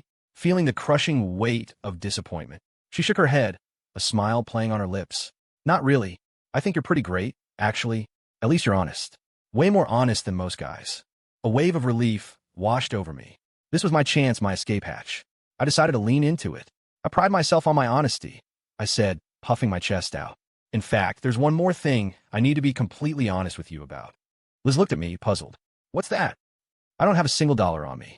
So, you're gonna have to get this. After I dropped the bombshell about her paying, Liz stared at me, her expression caught somewhere between disbelief and amusement. Okay, she said finally. I'll get it. The tension in my shoulders instantly dissolved, the sheer awkwardness of the situation neutralized by my own shamelessness. I glanced at her purse sitting on the table. So, I said, deciding to push my luck even further, since we're being so honest and all, why don't you just be a saint and spot me some cash? I'm seriously broke. I'll pay you back as soon as I find a job and get my first paycheck. 2 months tops. How much? She asked, not missing a beat. 200. Liz opened her wallet, counted out 10 $20 bills, and handed them to me. Thanks, I mumbled, pocketing the money with another dose of audacity. Half an hour later, dinner was over. I paid the bill with the money she'd just loaned me. All things considered, it was a pretty good outcome. Technically, I had paid for her dinner, since I fully intended to pay her back. In the cool night air outside the coffee shop, I asked her, how'd you get here? Cab. Let me give you a ride home. She shook her head. No, that's okay. I don't live far. It's easy to get a cab. I didn't push it. I knew what a woman turning down a ride home meant. She wasn't interested. I couldn't blame her. It would have been weird if she was satisfied with our date. She was at an age where she had to be thinking about a man's financial stability. Even though I understood, a pang of disappointment hit me. In an era where everything had to be proven with money, genuine connection felt like an endangered species. After a moment of silence, I said, well, can I get your number? So I can contact you to pay you back. Liz nodded and gave me her number. I saved it in my phone and offered a weak smile. Hope this experience hasn't scarred you for life. Not at all, she said. I thought you were interesting. At least it wasn't boring. I joked, man, now I feel even worse. It's like all I have going for me is being a clown. Everyone has something going for them. It just takes time to see it. But you really need to get your act together. Of all the dates I've been on, you're the only one. She trailed off, realizing what she was about to say. But I knew. The only one who's 26 with no job and no savings. After the date, I drove the warden's beat-up Taurus to a park by the river and sat on a patch of grass. I lit a cigarette, a heavy gloom settling over me. It was a gloom born from my utter failure to get my own life in order. The dark water of the river flowed east, carried by the autumn wind. I stared at it blankly, feeling like a ghost in my own city. I was physically here, but I was just an observer. The thousands of lights twinkling across the river had nothing to do with me. I thought of Ben and Jenna of Ava and Nathan. Those four people were the entire tapestry of my college memories. They were probably all doing fine. I lay back on the grass, a foolish expression on my face as I gazed up at the star-dusted sky. I felt completely and utterly empty. Leo, what are you doing out here by yourself? The date's over. You should be home. My mother's voice came out of nowhere. I shot up, startled, and stared at her. Mom? How did you? Were you following me? I saw you go into the coffee shop. Liz's mom and I were sitting at the table behind you the whole time. Her words sent a chill down my spine. If she was sitting right there, she'd heard everything. I thought you said you were going to let us have our privacy. Why would you follow me? She ignored my question, her face grim. You are such an unreliable son. Who asks a girl for money on a blind date? Mom, I was broke. I whined, my voice weak. She sat down next to me on the grass. Her tone softened. Tell me the truth. What have you really been doing all these years in Portland? It took me a long time to answer. Just being unreliable, I guess. Mom, I know I'm not a good son. I made you and Dad worry so much. Everyone makes mistakes when they're young. As long as you learn from them, you still have a long life ahead of you. Yeah, I said, nodding firmly. My mom put her arm around me and smiled. I'll talk to your father again, see if he can't arrange something for you at his office. You should stay here with us. If he doesn't want to, it's fine. I'll find something myself. I can start by fixing that. He's just stubborn. If he won't help his own son, who will he help? I didn't say anything. The truth was, I didn't know if asking the warden for a job was the right move or not. Mom, you should go home, I said after a while. I just want to be alone for a bit. All right, but before I go, one more question. What? What did you think of Liz? Do you want to see her again? I thought about it. Let's not talk about dating right now. Nothing in my life is stable. One blind date, and you're already this defeated? I wiped my face and lay back down on the grass without a word. She was right. I was defeated. But it wasn't because of the date itself. It was my situation. Leaving Portland had given me a temporary escape from the pain, but had left me feeling even more lost, adrift in a sea of uncertainty about my future. I stayed by the river for a long time that night, thinking, but no brilliant solutions came to me. The future wasn't something you could map out just by thinking about it. I didn't want to go home. I kept driving, aimlessly wandering through Indianapolis, the city where my life began. Staring out at the tall buildings, I suddenly remembered that I, too, once had ambitions. I wanted to be a great entrepreneur, to not only realize my own potential, but to help others realize theirs. Then, somewhere along the way, I forgot all about that grand vision. I learned to play guitar, and from then on, I sang about the sorrows of the world but could never sing my way into a complete love story. And so, that dream of being an entrepreneur faded even further. People either succeed, settle for the status quo, or fall from grace. My luck ran out, and I fell. I just couldn't remember exactly how or when it started. When falling becomes a habit, you stop feeling the shame. So I went to Pixel Palace, the downtown arcade. I bought a small bucket of tokens and sat down at a fighting game next to a kid who looked like he was in middle school. With a cigarette dangling from my lips, I picked my character in Street Fighter. I executed a light kick, followed it with a heavy punch, flowed into a fluid 3-hit combo, and then unleashed a super move that filled the screen with a flurry of violence, instantly KOing the kid's character. The kid's face was beet red, but he didn't say a word. A sense of lonely victory washed over me, and I had to laugh at myself. I had fallen so low, I was searching for a sense of purpose in an arcade game. I tossed the kid a token. Again, his despair turned to joy. He popped the token in, and we battled again. Amidst his groans of defeat, I slammed my palms against the machine in triumph. Leo, you're pretty good at this. A woman's voice sounded behind me. I was so focused on the game, I didn't react at first. Then it hit me. How would anyone in this arcade know my name? I whipped my head around. Standing behind me was Micah. I stared at her like an idiot, convinced I was dreaming or that I was somehow back in Portland. The kid took advantage of my distraction and unleashed his own special move, obliterating my character on the screen. I pinched my own cheek hard. The sting of pain confirmed I wasn't dreaming. I stared at Micah for another long moment before I could speak. What are you doing here? She smiled faintly. I came to find you, of course. But why? And how did you find me? Compared to my shock, she was perfectly calm. Finish your game first. We can talk after. What are you going to do? I asked instinctively. Watch you play. Before her words had even registered, the kid next to me had already dropped another token into my machine. I tried to calm my racing heart and focus on the screen, but it was no use. I couldn't win a single round. Finally, I dumped the rest of my tokens in the kid's lap, grabbed a bewildered Micah by the arm, and pulled her out of the arcade. The night had grown deep, and the wind carried the sharp chill of late autumn. Micah was dressed too lightly, and she instinctively clutched the lapels of her houndstooth coat. A coat I'd seen her wear many times before. This feels completely surreal, I said, unable to hold it in any longer. You have to tell me what's going on. Micah looked at me, her usual placid expression gone. She pulled a folded letter from her pocket and handed it to me. You wrote this to me, didn't you? You knew I was the general manager of Aria Grand the whole time. I took the letter, but didn't open it. My mind was reeling. I stared at her, silent for a very, very long time, before finally lighting a cigarette. How did you find out? Ben, your friend Ben told me. He said it's why you quit your job at Polaris Retail and left Portland. He shouldn't have told you that. It was my choice. I just wanted to quietly leave a city that had worn me out. Micah didn't say anything, but I could read her expression. She was grateful. She wouldn't have traveled all the way from Portland to Indianapolis to see me otherwise. I didn't want this to become a burden for her, and I certainly didn't need her gratitude. I forced a laugh, trying to change the subject. I'm just amazed you knew I'd be at the arcade. You must have some serious skills. This is Indianapolis, you know. The strained look left her face, and she offered a small smile. Ben gave me your parents' address. I went to your house, and your dad was there. He even made me dinner. Then your mom got home, and I asked her where you were. She said when you're in a bad mood, you usually end up at the arcade.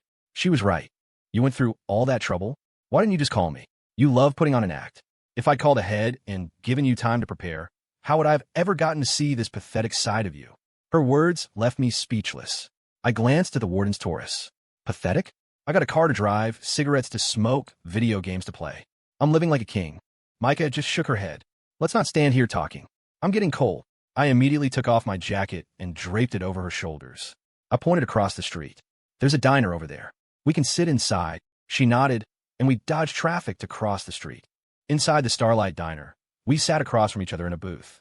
I ordered green tea. She got a black tea. Steam rose from our cups, blurring the space between us. Through the haze, I looked at her. She was still so beautiful. She seemed like she didn't belong in this world. Micah had turned her cup slowly in her hands, as if she wanted to say something, but couldn't find the words. I finally broke the silence, keeping it casual. Where are you staying tonight?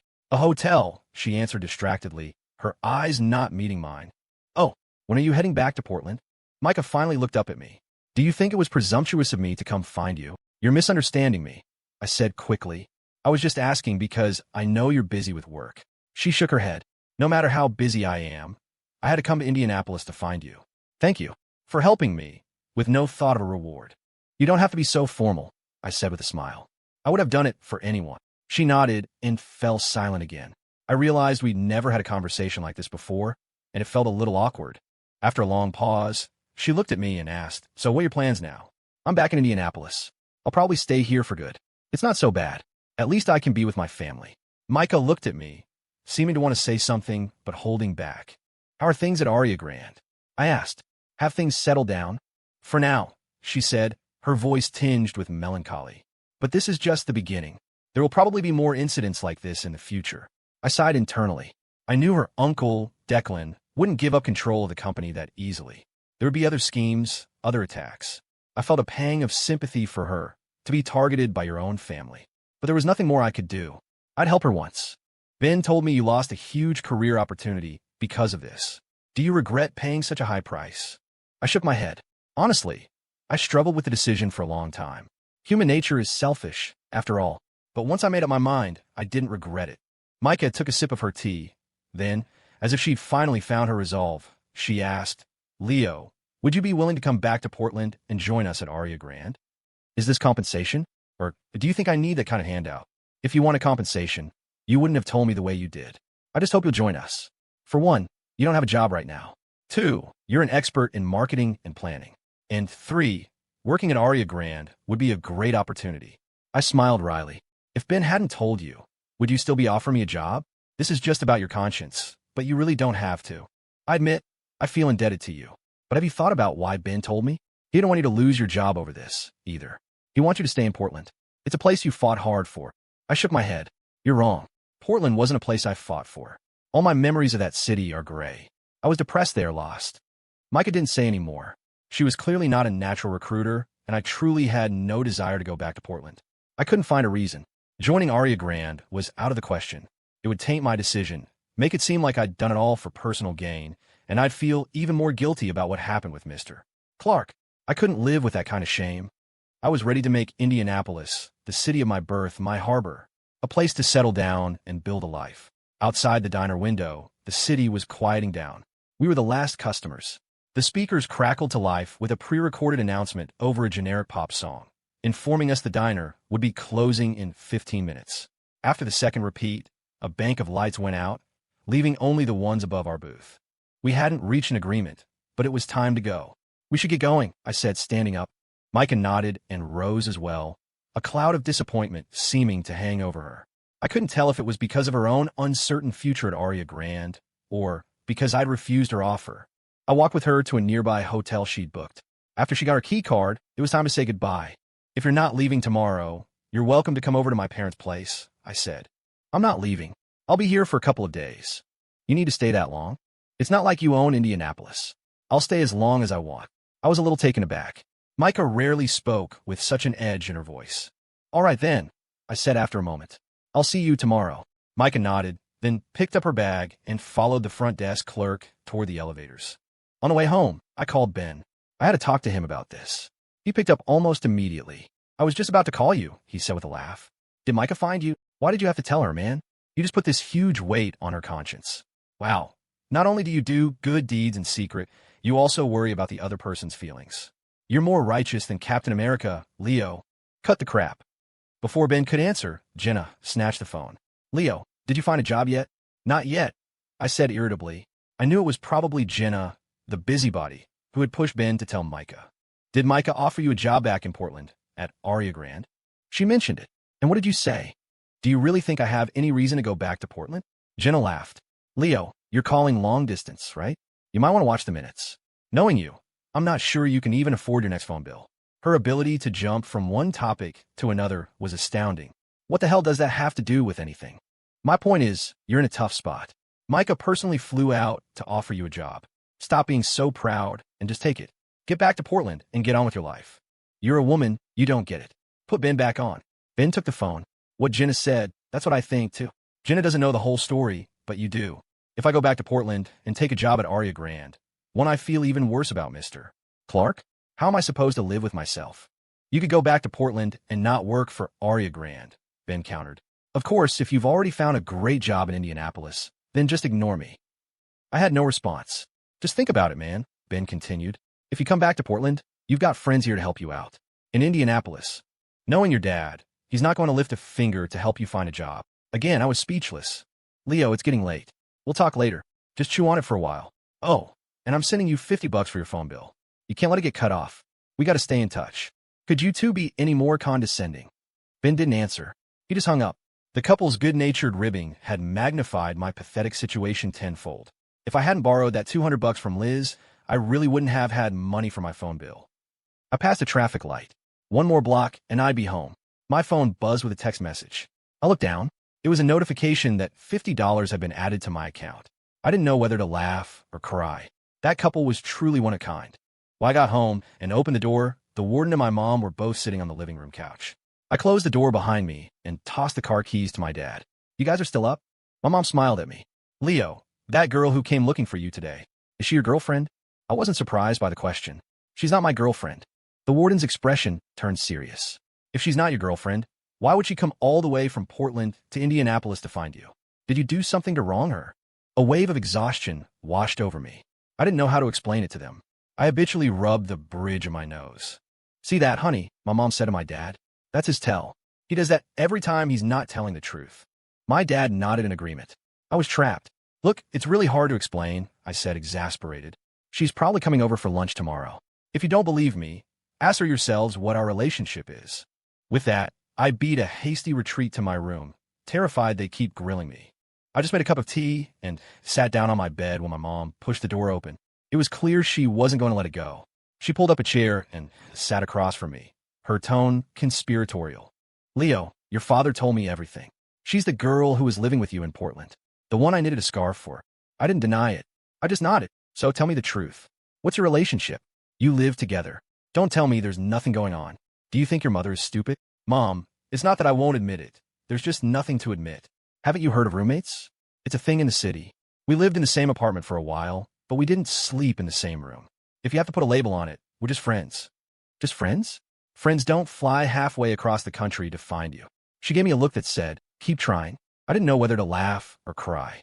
I just flopped back on the bed and pulled the covers over me, staring at the ceiling. My mom started talking, as if to herself, but loud enough for me to hear. That girl is just so lovely and pretty. No wonder you weren't interested in Liz. But how a girl that beautiful ended up with you and came all this way to find you. It's a real mystery. Her monologue was so absurd I wanted to ask her if I was adopted. Am I really that bad? But I didn't dare say a word, for fear she'd never stop. I pulled the blanket all the way over my head, covering my face. Hear no evil, see no evil, speak no evil. The next morning, I was deep in a dream when my mom shook me awake. Mom, what time is it? I mumbled groggily. Let me sleep a little longer. No sleeping. I need to ask you something. Don't ask. I told you, there's nothing between me and that girl. Nothing. I yawned and closed my eyes again. I'm asking what she likes to eat. You said she's coming for lunch today. I'm about to go to the market. Just get some stuff for chili, some good sweet peppers, maybe some of that spicy chicken stuff you make. It'll be fine, but those are all your favorites. Young people all have similar tastes. Just get whatever you think is best. I can't just wing it. Mom, just go buy the food. I cut her off. I promise she'll like it. She finally dropped it, but then asked, have you called her yet? To see if she's eaten breakfast? Mom, we're from different generations. Stop trying to apply your rules to our lives. I don't even know if she's awake yet. Just go get the groceries first. All you do is complain that I nag. I'm just trying to help you. Call the girl, ask her when she's coming, and offer to pick her up. I'll do everything you said, I promise. Just let me sleep a little longer, please. Just a little, I begged. Don't you forget what I told you. You hear me? I nodded vigorously. After a few more instructions, she finally left my room. But now I was wide awake. I tossed and turned for a while before finally grabbing my phone and dialing Micah's number. She answered quickly. Good morning, she said politely. Morning, I replied. Did you eat yet? I'm in a hotel restaurant now. Wow, good habits. Right on time for breakfast. She hummed in response. The conversation felt stiff. I tried again. So, what are your plans after breakfast? I was going to check out the malls and department stores here in Indianapolis. Ah, so this was a business trip to do market research all along. I exclaimed. No, she said, her tone serious. It was a trip to find you. The market research is just a side benefit. I hated it when people were so direct with me. I was silent for a moment. Indianapolis is your home turf, she said. Aren't you going to be my guide? No problem. I've got nothing but time. I'll wait for you at the hotel entrance. After we hung up, I shot out of bed and got ready in under 10 minutes, a speed I wish some women could witness. Without a bite of breakfast, I hopped in the warden's Taurus and headed for her hotel. When I got there, she was waiting by the entrance as promised. I rolled down the window. My car, or yours? She answered with action, opening the passenger door and sliding in next to me. I started the engine. As we drove downtown, her eyes were fixed on a small photo frame on the dashboard. It was a family picture from when I was little, grinning and hugging the warden's leg. I saw Micah's expression cloud over with a flicker of sadness, then soften into a smile. I knew what she was thinking. Sadness for her own late father, and envy for the happy family in the picture. I flipped the photo frame down, not wanting to drag her back into that pain. I heard Aria Grande is prepping new stores in Seattle and Boston. I said, changing the subject. Doing market research in a third-tier city like Indy doesn't really fit with your big city strategy, does it? She shook her head. There's actually a disagreement among our senior leadership about the future of Aria Grande. I personally believe our focus should be on top-tier second and third-tier cities. The competition in major markets is too fierce, and it would drain our resources. If we can't turn a profit, it could quickly impact the entire company. I nodded. I understood. Declan wanted to go big in the major cities, while Micah preferred a more measured approach. This disagreement would only deepen the rift between them. I had a feeling that in the future of Aria Grande, there wouldn't be room for both of them. As for who would win, I couldn't say. I spent the whole morning with Micah, touring the biggest department stores and shopping centers in Indianapolis. We exchanged a few thoughts on the market, which was one of the few things we actually had in common. Before we headed to my house, Micah insisted on buying gifts for my parents. I was stuck carrying the bags. You really don't have to buy them anything, I complained. You're making it look like you're my girlfriend. Do you have to be a girlfriend to buy someone a gift? Well, no. But at our age, our parents are bound to get the wrong idea. When you see them, you have to explain our relationship properly. And what do you think our relationship is? She asked. I thought for a moment. Mostly enemies with a little bit of friend mixed in. She shook her head. I don't think of you as an enemy. Then what do you think of me as? I asked, intrigued. A friend I can trust. I smiled. Well, when you introduce yourself to my parents, just say that. But don't let that one thing change your opinion of me. Don't start trusting me blindly. I'm really not a good person. Micah shook her head. I don't like to overcomplicate people. It's exhausting. I prefer to trust my intuition. So, you felt that way when we first met? No. Back then, I just thought you were a scumbag. A truly rare specimen of scumbag. So you see, you don't judge me by intuition. Or maybe your first intuition was that I'm a scumbag. She smiled. Let's not talk about this. I've been walking all day, and I'm starving. Let's go try some of the warden's cooking. I grabbed her arm, stopping her. What did you just call my dad? The warden, she replied, then instantly realized her mistake. Oh, I just thought it was a funny nickname. I just copied you. I didn't mean anything by it. You can't call him that to his face. He thinks. I don't know, he thinks it's some weird nickname from my childhood, like the Gordon or something. If he hears you say it, things will get really weird. Micah grasped the gravity of the situation and nodded seriously. Then our eyes met, and we both burst out laughing. Her smile, under the bright noon sun, was enough to make a man's heart skip a beat. Around 11:30 a.m., Micah and I arrived at my house. My mom opened the door. Auntie, Micah said, handing my mom the gifts. I'm so sorry. I came in such a rush yesterday, I didn't have a chance to bring anything. I hope you and Uncle like these. My mom was beaming. We love them. We love them. We're just so happy to have you visit. You didn't have to spend so much. Micah smiled as my mom ushered her inside. She politely went to the kitchen to greet the warden, who was cooking, then sat down on the living room sofa. I handed her a magazine to kill time and picked one up myself, sitting beside her. A little while later, my parents called us to the table.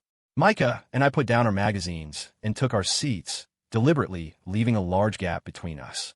We had no desire to look like a couple, because we both knew what was coming, an interrogation. Sure enough, as soon as we'd taken a sip of juice and picked up our forks, my mom started. So dear, how did you and our Leo meet? Micah glanced at me, then smiled at my mom. Auntie, I bought the apartment that Leo used to rent in Portland. That's how we met. It's that simple, my mom asked, her voice full of doubt. I jumped in. How complicated do you want it to be? It really is that simple. And since Micah is here, you can hear it for her directly. That way you too can stop worrying about it. My parents both turned their gazes to Micah, waiting for her official statement. Micah put down her fork. Uncle, Auntie, Leo, and I are just friends, she said formally. I know you're wondering why I would come all this way to find him. So let me explain. The truth is, Leo's career in Portland was really taking off. But because he helped me with a problem, he lost his job. I feel incredibly guilty and sorry about that. That's why I came to Indianapolis. I want to see if I could help him with his career to make up for my mistake. Her explanation was so tactful and perfect, I was deeply impressed. See, Dad, Mom? I added quickly. That's the whole story. Now you understand, right? The warden's expression didn't change, but my mom's face fell with disappointment. Then she seemed to console herself. It's okay, it's okay. Relationships take time to build. You two can slowly get to know each other. Before she could finish, Micah and I exchanged a look of shared helplessness. My mom just didn't get it. You could give us 1,000,000 years, and we'd never be able to cultivate some epic, fated romance. Somehow, we survived the rest of the meal. We had finally convinced my parents, more or less, to accept that we were just friends. It was a relief. After lunch, the warden went back to work, and my mom was called away by her friends for a game of mahjong. Suddenly, the house was empty except for Micah and me. A mischievous impulse took over. I lit a cigarette right there in front of her. I'm smoking. You can't stop me. This is my house. I can do whatever I want. Are you trying to get revenge on me? Not revenge, exactly. It's just, in that old apartment, I was so sick of your rules. I remember you telling me to find my own place so I could climb on the roof and smoke if I wanted to. Do you have any idea how frustrated I was? Micah met my challenge head on. Well, you're free now. Go on. Climb up on the roof and have a smoke. It's a rare opportunity. Go on, release all that pent-up frustration. Smoking in front of you is satisfying enough. I'm a low-key guy. I'm not going to do something as dramatic as smoking on the roof. I took a long drag and blew a stream of smoke in her direction. She frowned and waved the smoke away. I laughed. See? A leopard can't change its spots. Micah said nothing. The afternoon sun streamed through the window, dappling the sofa in lazy patches of light. Outside, the wind made the yellowing leaves dance like ballerinas. I let my mind go blank, stretching out on the sofa, wishing time would just stop right there. Micah seemed to be enjoying the quiet afternoon even more than I was. She had already leaned back against the cushions and fallen asleep, her face peaceful and serene. I got up, went to my room, and grabbed a comforter. I gently eased her into a lying position, slipped off her shoes, and draped the comforter over her. I left the entire sofa to her, giving her the space to sleep comfortably. I stood by the window and lit another cigarette, my mind drifting back to my problems. I knew Micah had come to Indianapolis hoping I would return to Portland with her, to start a new job and a new life. But I'd made the painful decision to leave. Now that I was back home, was there any reason to go back? The truth was, there wasn't. But every time I thought of Portland, a strange emotion churned inside me, something that kept me from ever fully letting go of that city. I was hurt, and a part of me felt like I had unfinished business, but I resisted the idea of returning to that place. The constant turmoil left me feeling more lost than ever. Micah must have been exhausted. She slept soundly for a long time, not waking until early evening. She looked at the comforter on top of her, then at me. How long was I asleep? It's almost dark. Oh, and you've just been standing there this whole time. I learned from you. Remember when I fell asleep by the river? You just sat there next to me for a whole afternoon. She gave me a helpless look. Let's not talk about that. What else is there to talk about? Take me to eat some of your Indianapolis specialties. It's my first time here. You have to play the part of the host. All right, I'll take you for some of our local hot chicken. But I have to warn you, it's spicy. I'm not afraid of spicy food. I told you that when we went to CC's restaurant. The place I'm taking you isn't just spicy. You're a girl from Portland, from the land of rain and mild flavors. Don't speak too soon. How spicy are we talking? Spicier than you can possibly imagine. She seemed a little less confident now. If it's too spicy, can I ask them to make it milder? That restaurant doesn't do mild. You go there for the heat. If you can't handle it, we can go somewhere else, I said, my tone dismissive. Let's go. I won't be defeated by your city. Don't talk like you're here to conquer Indianapolis. Don't forget, you have me, a powerful god, standing guard. You? A powerful god? More like a psycho. What did you just say? You're psycho. Do you want me to strangle you? I glared at her, genuinely annoyed. Here I was, kindly offering to take her for hot chicken, and this is how she treated me. She didn't argue. She just dragged me in front of a mirror on the wall. Look at yourself, she said calmly. Don't you look like a psycho? I was speechless. After calling my parents to let them know I wouldn't be home for dinner, I drove Micah to the Inferno, a hot chicken joint I used to frequent with my friends. The place had been renovated, with more seating, but one thing hadn't changed. The owner, a man named Big Lou, still presided over the open kitchen with his crew, a whirlwind of motion and steam. The second we walked in, the sharp, potent smell of chili peppers hit us. Micah instinctively covered her mouth and nose. I shot her a condescending smile. If you can't handle it, we can still leave. She defiantly dropped her hand and, without a word, found an empty table and sat down. I grinned and called out to the counter, one order of the Demon's Breath chicken and one of the Demon's Breath catfish. Make it extra hot. The extra hot. The server hollered the order to Big Lou in the kitchen. 20 minutes later, the food arrived, along with 2 bottles of beer. For me, this was the pinnacle of existence. Good food, cold beer, and a beautiful woman across the table. More importantly, I couldn't wait to see Micah crying and sniffling from the heat. It wasn't schadenfreude, not really. It was payback for her calling me a psycho. This just proved it. Our relationship was best defined as enemies. I poured myself a glass of beer and downed it in one go. Well, Ms. Micah, I said, you can eat now. Why aren't you touching your food? You cheated, she said pointedly. You just drank a beer to cool down the spice in advance.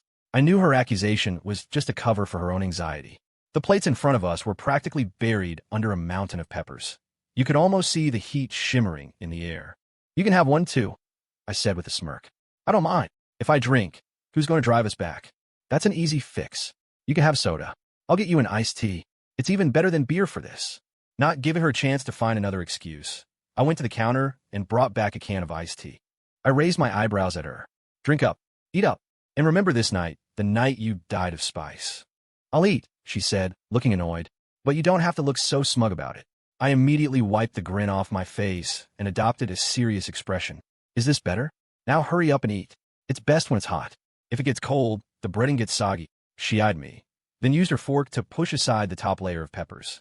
She picked up a piece of chicken, took a tentative bite, and then froze. A wave of glee washed over me.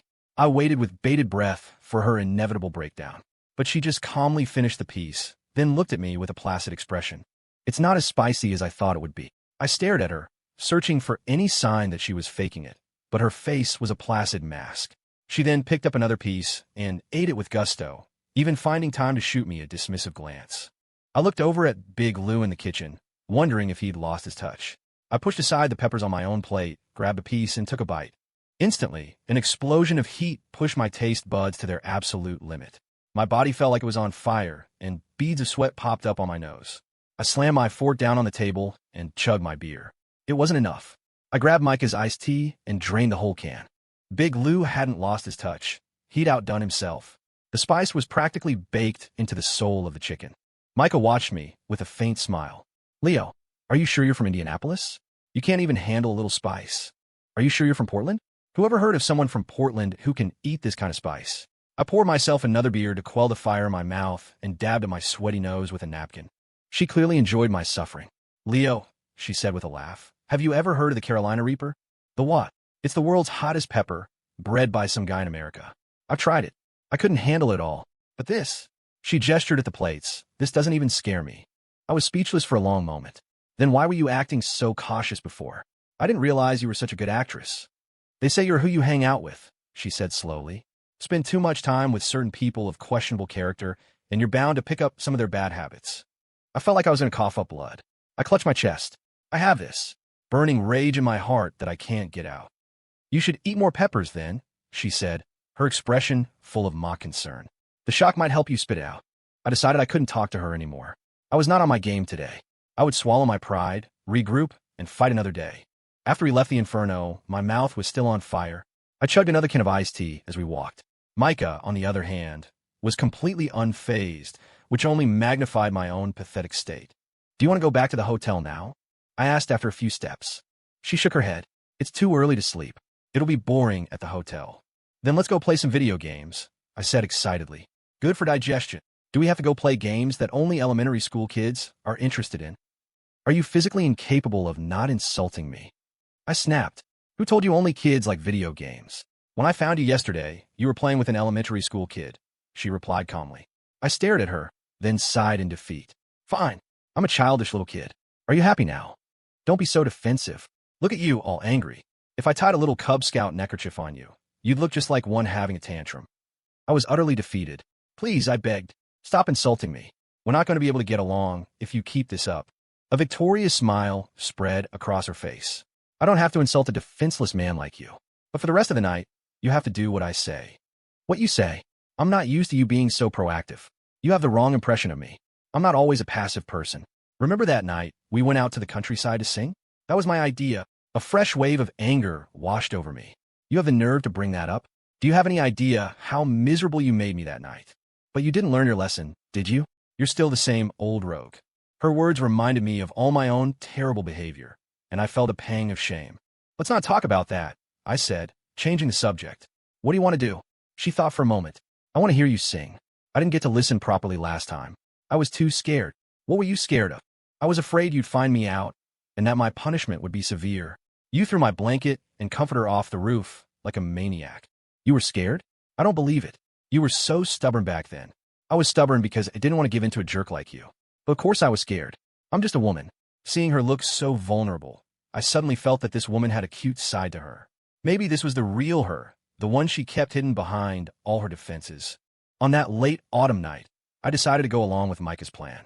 We drove back to my house to get my guitar, then went to Eagle Creek Park. In the summer, the park would have been bustling, but now, in the fall, it was nearly deserted after dusk. We sat cross-legged on the grass. The soft glow of the lampposts washed over us, and even the wind seemed to soften as it passed through the light. I tuned my guitar, then looked at Micah. All right, your request. I play. What do you want to hear? I'll do my best. You can just play whatever you want. I thought for a moment, then decided to start with an invented indie folk song I liked, one called First Snow. I chose it because I love the lyrics. Something colder now. I remember the first snow. The year I walked you to your door, the street we used to know. So far away now, that hazy, youthful time. Your smile is frozen in the wind, a blizzard in my mind. The years have passed us by. The flowers fall, we say goodbye. I ask the clouds up in the sky if your tears fall down as rain. The moon sets, the crow cries, the world we knew has changed. Spring to fall and back again. Do you ever think of me, my friend? I finished the song with a long, trailing note, lost in my own performance. Micah smiled and applauded. I grinned back, and, as was my habit, lit a cigarette after singing. I pushed the guitar toward her. Do you play? I have a feeling you do.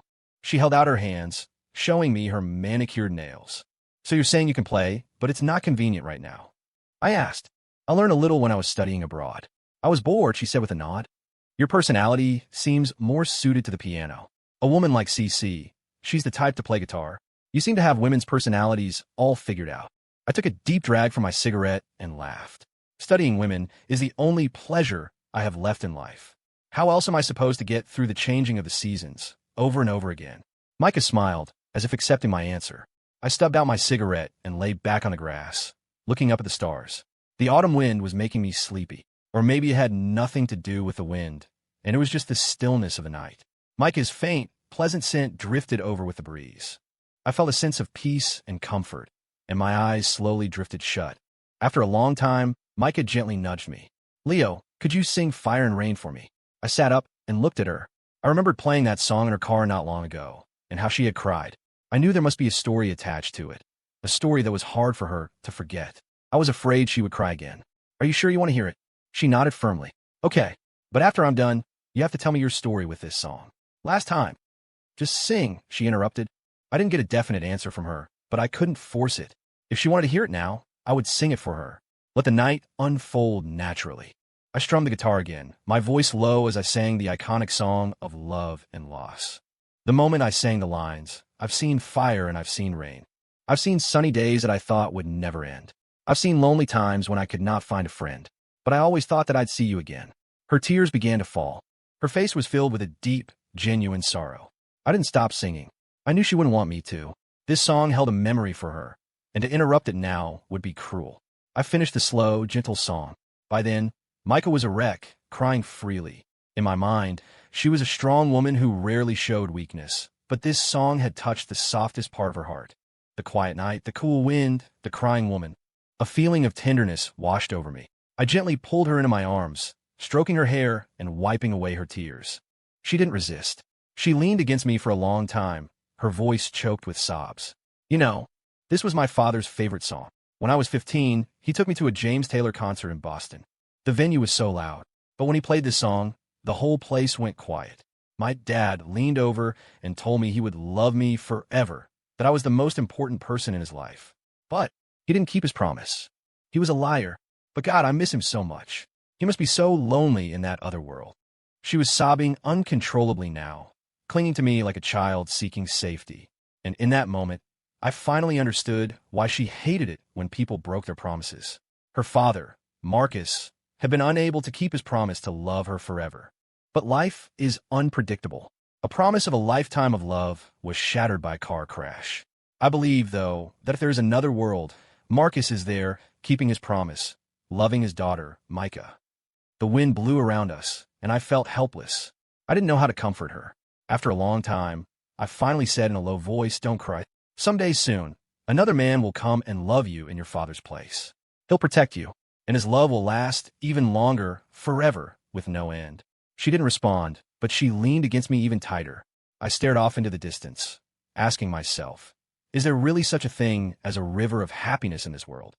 If there is, right now, I would gladly take this woman's hand, jump in, and swim with her to the very end, even if it exhausted me completely. The night grew deeper. The cool wind carried the moonlight past us. Micah finally pulled away from me. She smoothed her tear-dampened hair and stared into the darkness where the streetlights didn't reach. When she turned back to me, the vulnerability was gone.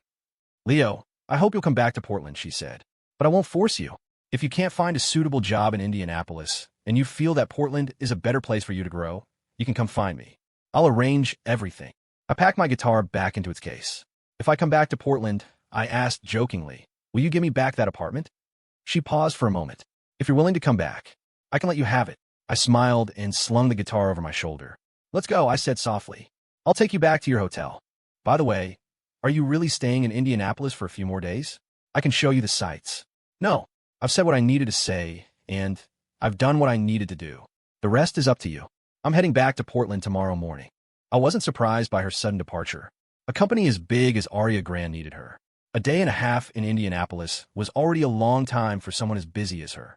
I just hoped that when she got back, she could resolve the internal conflicts at Aria Grant quickly for her own peace of mind. As we walked back to the car, I said to her, "What time are you leaving tomorrow?" "I'll see you off." 7. "But you don't have to. I drove here myself. It's easy. You came all this way to find me. The least I can do is see you off. Do whatever you want. I nodded. As we walked and talked, the night seemed to deepen around us. It was 11 p.m. By the time I got home, I thought my parents would be asleep, but they were both in the living room watching TV. I closed the door and was about to change into my slippers when my mom turned down the TV volume. Leo, did you have dinner with that girl tonight? Yeah, I took her for some hot chicken, I said, then quickly added, she's going back to Portland tomorrow, hoping to head off. Any more questions? My mom nodded and, sure enough, turned her attention back to the TV show. I was about to breathe a sigh of relief when the warden suddenly asked, did she come here to ask you to go back to Portland for work? Something like that. I answered vaguely. How did you lose your job in Portland? Why did she say it had something to do with her? Dad, I'm not planning on going back to Portland anyway. There's no point in asking, right? Fine, stay in Indianapolis, he said, his face stern. But you find your own job. Don't expect me to arrange anything for you. I felt a surge of frustration. I've been looking on my own, haven't I? Don't worry, I won't bother you with it. He ignored me and turned his attention back to the TV. Back in my room, I leaned against my bed and lit a cigarette, my mind turning to my job situation. If possible, I wanted to work in a department store again, but you could count the number of them in Indianapolis on one hand, and they weren't hiring much. It would be tough to find a similar job. If worse came to worse, I'd have to lower my standards and take a low-paying marketing job somewhere. Feeling gloomy about my future, I thought of Micah again. Going back to Portland with her seemed like a good option for now. But that city had truly exhausted me. I had no hope for it anymore. I didn't want to go back and walk the same old paths. It's funny how that works. Before I left, I was still holding on to some lingering feelings, some sense of unfinished business. But once I was actually gone, those feelings started to fade. That was the real reason I didn't want to go back. The next morning, I arrived at Micah's hotel just before 7, as promised. We said our goodbyes in the early morning sunlight. I handed her a small box. This is a local specialty. Fudge. You can snack on it at night when you're bored. It won't make you fat. She took the box from me and smiled. Thank you. Drive carefully on the way back. If you get tired, pull over at a rest stop and take a nap, I said, a little worried about her driving so far alone. I know. And I trailed off. Micah looked at me, waiting, and come visit Indianapolis again when you have time. A flicker of disappointment crossed her face, but she smiled and nodded. I will. And maybe next time we can get some more of that hot chicken. Yeah. Well, goodbye then. Take care. You too. Micah walked to her car. Just as she was about to get in, I finally remembered what I really wanted to say. Micah, I called out to her back. Be careful of your uncle, Declan. He's not going to give up that easily. She paused, but didn't turn around. She just nodded, then got in her car and drove out of the hotel parking lot without another look back. As I watched her car disappear into the flow of traffic, a strange sense of loss washed over me. I didn't want to think too deeply about it. I just sighed, got in my own car, and drove off in the opposite direction. I spent the rest of the day at a few more interviews. Same as before, some were good, some were bad. I just have to wait for the results. That evening, I found a number for my first ever blind date, Liz, and dialed it. She picked up after a few rings. Do you have time tonight? I asked, getting straight to the point. I want to take you out for a proper dinner and pay you back the money I owe you. I'm getting off work soon, she said, not hesitating. Where do you want to eat? You pick. Whatever you're in the mood for. Let's get Japanese, she said after a moment. There's a new place that just opened on Fashion Avenue. I hear it's good. Sound great. What ad agency do you work at? I can pick you up. No, that's okay. I drove today. We can just meet there. Okay. I got to the new restaurant on Fashion Avenue first and got us a table. About 15 minutes later, a red Ford Focus hatchback pulled up and Liz got out. She waved at me. Have you been waiting long? Just a little while. The table's ready. Let's go in. We sat across from each other in a small private booth. I wasn't a huge fan of Japanese food, but Liz wanted it, and I had to be a gentleman. We chatted as we ate. You know, Liz said suddenly, that day at the coffee shop, my mom and your mom were sitting at the table right behind us. I know, I laughed. How else do you think I got the money to pay you back so fast? My mom gave me an earful, but she still gave me an allowance out of pity. Liz smiled. You know what my mom said about you? I'm sure it wasn't anything good. She burst out laughing. She said it was a real eye-opener. The first time she'd ever seen a guy ask a girl for money on a blind date. Well, I sighed. I guess your mom's written me off. Looks like there's no future for us. Can't blame her, though. I was out of line. Don't be so pessimistic. Are you saying there's still a chance for us? I asked with a grin. That's not what I meant. Then don't try to console me. Let's just enjoy our dinner. Okay, she said, nodding. So, you're looking for a job right now? Yeah, it's been a real pain. It's been over a week already. I thought you graduated from a good school in Portland? she asked, surprised. And your dad's a manager at a state agency, right? With your degree and his connections, it shouldn't be hard to get a job there. Don't even get me started, I said gloomily. I think I was adopted. Liz just smiled and changed the subject. You used to work in marketing and planning, right? Yeah. Why? Are you going to offer me a job? She nodded. You could say that. Our creative department is hiring a brand strategist right now. With your experience at a big department store, you should be able to handle the work at an ad agency, right? Shouldn't be a problem, I said confidently. The core work is pretty similar. I could get up to speed fast. Great. Send me your resume, and I'll give it to our creative director tomorrow. If he thinks you're a good fit, he'll set up an interview. Wow, thanks. I really appreciate it. Don't be so formal. Our families both know Aunt Susan. Think of it as helping out a friend. Besides, she added with a smile, I'm on good terms with Mr. Joe, our director. I don't think it'll be a problem. Then I won't say thank you. Once I get the job, I'll take you out to dinner again.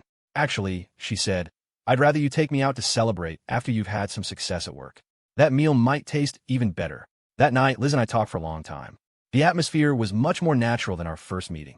We even talked about our college relationships, which left us both feeling a little nostalgic and sad. Liz had gone to the local university, and her college boyfriend was from California. They had been deeply in love, but in the end, the distance had torn them apart. When I talked about Ava, I felt even more helpless than Liz. I had been so reckless for love, even following her to Seattle, willing to build a life there for her. But in the end, we still broke up. I was a wreck for a long time after that. I slowly came to understand that the beauty of love is often fleeting. Not many people have the strength to hold on to it. As we shared our stories, it was suddenly 10 p.m. It was time to say goodbye. Outside the restaurant, I counted out $200 from my wallet and handed it to her. I'm really sorry about this, I said, asking you for money on our first date. Liz took the money with a smile. It all depends on how you look at it. At the time, I definitely thought you were a weirdo. But now, I think it just shows you're not hung up on trivial things. You're bold. So I borrowed my way into being bold. I joked. Maybe I should ask for more next time. Don't even think about it, she said, her tone serious now. If it happens too often, it means the guy has a problem with his abilities. A man could be down on his luck for a while, but he can't stay that way, right? I nodded seriously. I understood what she meant. If I really did get a job at her company, it was time for me to prove myself. When I got home, my parents were still up, watching some family drama on TV. They were staying up later than usual these days. Leo, were you on a date with Liz tonight? My mom asked as I came in. Yeah, I grunted. Did you pay her back the money you owed her? I did. And she's gonna help me get a job. So you can stop worrying about it. I told her this mainly so she wouldn't pressure the warden about it anymore. At the ad agency, where she works? Yeah, that Liz is such a wonderful girl, my mom sighed. Have you thought about trying to date her seriously? Mom, you know what my situation is, I said with a shrug. Why would a girl like her be interested in me? You silly boy. If she didn't have a good impression of you, would she have lent you money, gone on a date with you, and helped you find a job? The two of you are a good match. Her parents have steady jobs. Your dad has a stable career. You come from similar backgrounds. The most important thing is that you step up and get that job. You understand? You're right, Mom, I said, agreeing with her. She nodded, then pressed on. So tell me, do you like Liz? Do you want to date her? Of course I do. Liz is great. She's the kind of girl you can build a life with. A look of pure joy spread across my mom's face. That's wonderful. And if you're working at the same company, it'll be even more convenient. You have to seize this opportunity, you hear me? Don't you worry. I want to get married and give you two a big, fat grandchild as soon as possible. The future I described made my mom grin from ear to ear. The warden, who had been silent the whole time, suddenly asked, Leo, did that girl from Portland go back today? Yeah, she left this morning. He nodded. She seems like a good girl, too, he said after a moment. I looked at him, confused, but he didn't say anything else. A commercial came on, and he picked up the remote and changed the channel, acting so nonchalant that I figured I was just overthinking things. Maybe he was just making a simple observation. In some ways, Micah was a good person, but I always felt like her world was unreal and the distance between us was too vast. Back in my room, I lit a cigarette, my mind turning to life, love, and everything that had happened recently. I was sure I was over Ava now. I was slowly, unconsciously, entering a new phase of my life. I longed for a stable, simple love, one that would naturally lead to marriage. And my blind date, Liz, was the perfect candidate. This kind of life seemed good. My family, all together and happy. No more wandering, no more getting drunk in bars to escape the loneliness. Maybe coming back to Indianapolis was the best decision I'd ever made. It was a gift from heaven, a chance for a man who was supposed to be great to get back on the right path, to find his purpose within a complete family. Then I thought of Micah, and a dull ache spread through my chest. The pain made me realize that I cared about her, but I prefer to think of it as pity. Pity for her family situation, pity for the mess she was in. I realized I should text her to see if she got back to Portland safely. After a while, she replied. The message was simple. 2 words. Made it. I texted back, you drove all day. Get some rest. Don't work too hard. I waited for a long time, but she never replied. And somewhere in that waiting, I fell asleep. That night, I had a dream. I saw the city in the sky again, still crystal clear and translucent. And I saw the woman with the long hair, but she was just a silhouette. I tried desperately to get closer, to see who she was, but no matter how fast I ran, I couldn't get any nearer. Who are you? I shouted. A woman in your heart, she replied. If you're in my heart, why can't I get close to you? Because you still don't know what your own heart wants. I repeated her words, not understanding, and then I woke up. Outside the window, the sky was just beginning to lighten. It was just a dream, but it had left me with a strange sense of joy, a joy so faint it was almost non-existent. It instantly faded into a feeling of loss. Was it true? Did I really not know what my heart wanted? I sat there for a long time, thinking. Then my phone rang. I looked down. It was Liz. Morning, Liz, I said, answering quickly. Morning, Leo. You're up early. What's up? Did you forget? You were supposed to send me your resume last night. Oh man, my memory, I said apologetically. I'll get up and email it to you right now. Do you even remember my email address? I bet you don't. Hey, I'm not that much of a mess, I said, embarrassed. I saved it in my phone. She finally laughed. Well, hurry up and send it. I'll give it to Mr. Joe today. Let's get this job locked down for you. Thanks for all this trouble, I said, genuinely grateful. I'm just worried you'll run out of money and have to ask another girl for a loan on your next blind date, she said, then burst out laughing. I was speechless for a moment. Wow, you can be pretty brutal. It depends on who I'm talking to, she said. If I'm not aggressive, you'll probably walk all over me later. Aunt Susan told me you were a real terror when you were a kid. You used to bully girls for fun. I'm great to my girlfriends, I said with a smile. Liz paused, as if she understood the implication. Then she changed the subject. It's getting late. I have to get ready for work. You should get going too. All right, talk to you later. Yeah, and don't forget to send me that resume. After she hung up, I listened to the dial tone for a moment and smiled. Liz really was a great girl. I suddenly felt a strong urge to get married and have kids, right here in the city that raised me. After I got up and showered, I didn't even have time for breakfast before I emailed my resume to the address Liz had given me. Of course, I wasn't pinning all my hopes on a recommendation. I spent the entire day shuttling between different companies, running the same old gauntlet of interviews. By the time the sun was setting, I finally collapsed onto a bench in Monument Circle, exhausted. I snuck a cigarette, lighting it and watching the fountains pulse and the crowds of laughing people mill about, my mind drifting into its usual state of blankness. A park security guard in a polo shirt walked past, and I instinctively hid the cigarette behind my back. Once she was gone, I took a few more quick drags before stubbing it out and tossing the butt in a trash can. As I calmed down, a wave of boredom washed over me, and my thoughts started to scatter. I hadn't expected to throw myself so tirelessly into finding a job back here in Indianapolis, a job that could actually support a family. It made me realize that maybe I really had made up my mind to stay in this city, to get married, have kids, and enjoy the simple happiness of being with family. After sitting for a little while, I got a WhatsApp message from Liz. She told me she'd passed my resume to her agency's creative director, and that if I was free tomorrow, I could come in for a chat. I messaged her back immediately and said that was perfect. When I got home, the warden and my mom were both dressed up. Before I could even kick off my shoes, my mom said, Leo, don't bother changing your shoes. You're coming out to dinner with us right now. Dinner with who? I asked, confused. Liz and her parents, and Aunt Susan who introduced you to. What? What's this all about? The two families are getting to know each other better. Now, go change into something decent. Your father and I will wait for you downstairs, she said, her tone urgent. Whose idea was this? Why do you have so many questions, you kid? Just go get changed, she said, giving me a light swat on the arm in mock annoyance. I nodded, not asking any more questions. A part of me was actually looking forward to this dinner. Even if my mom wasn't spelling it out, I knew exactly what it meant. After changing into a suit, I went downstairs. The warden was behind the wheel of his beat-up Ford Taurus that looked like it belonged in a junkyard, and he drove my mom and me toward the steakhouse where we'd all agreed to meet. When we arrived, Liz and her parents weren't there yet, but Aunt Susan had beaten us to it. We stood outside the restaurant, chatting while we waited. Aunt Susan smiled at me. So, Leo, was the girl your auntie set you up with a good match, or what? She's great, I said, nodding seriously. So what are your thoughts then? I think she's really nice, I said, carefully avoiding a word like love. Aunt Susan grabbed my hand, her voice full of earnest advice. If you think she's nice, then you need to be proactive tonight. You're the man, you know. I nodded. Just then, a red Ford Focus hatchback pulled into a spot not far from us. Liz and her parents got out. Aunt Susan, my mom, and the warden all walked over to greet them. I hesitated for a second before following. The two families exchanged polite greetings. I leaned in and asked Liz quietly, "Did you know our families were having dinner together tonight?" Liz shook her head.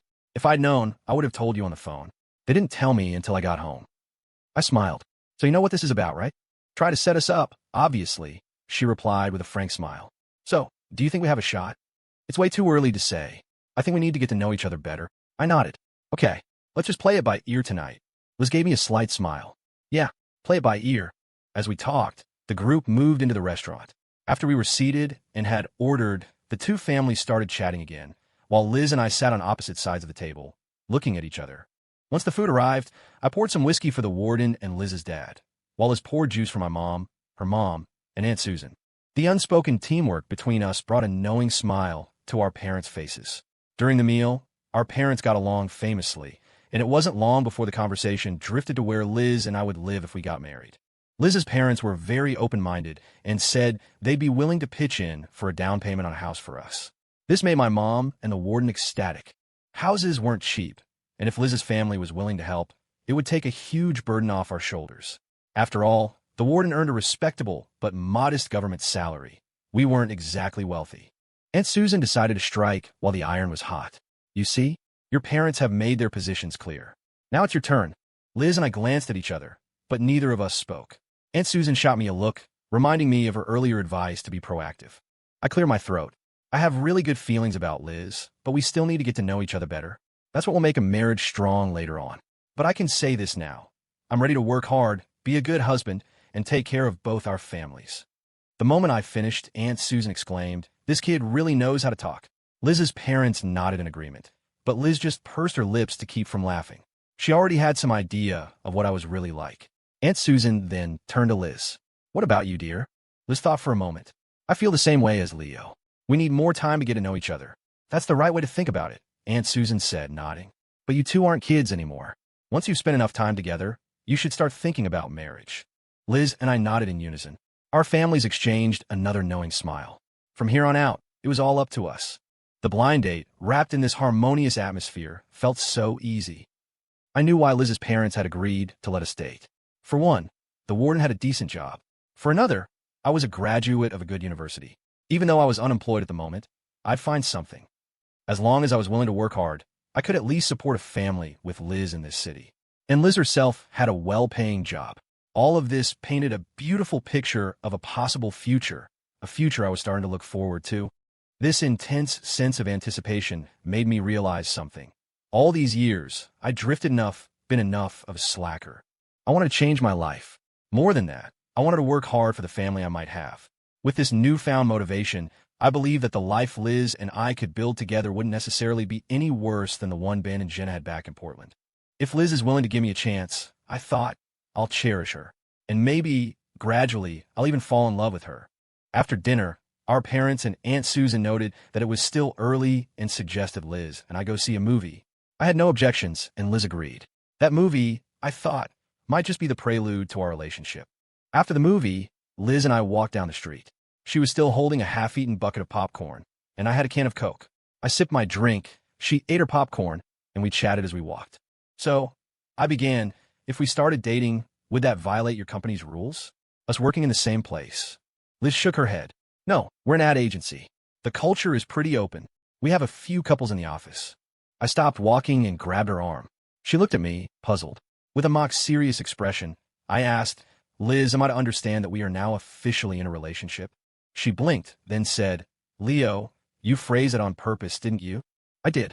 This kind of thing can't be too direct. If you'd said no, I would have been left with no way to save face. You're very methodical.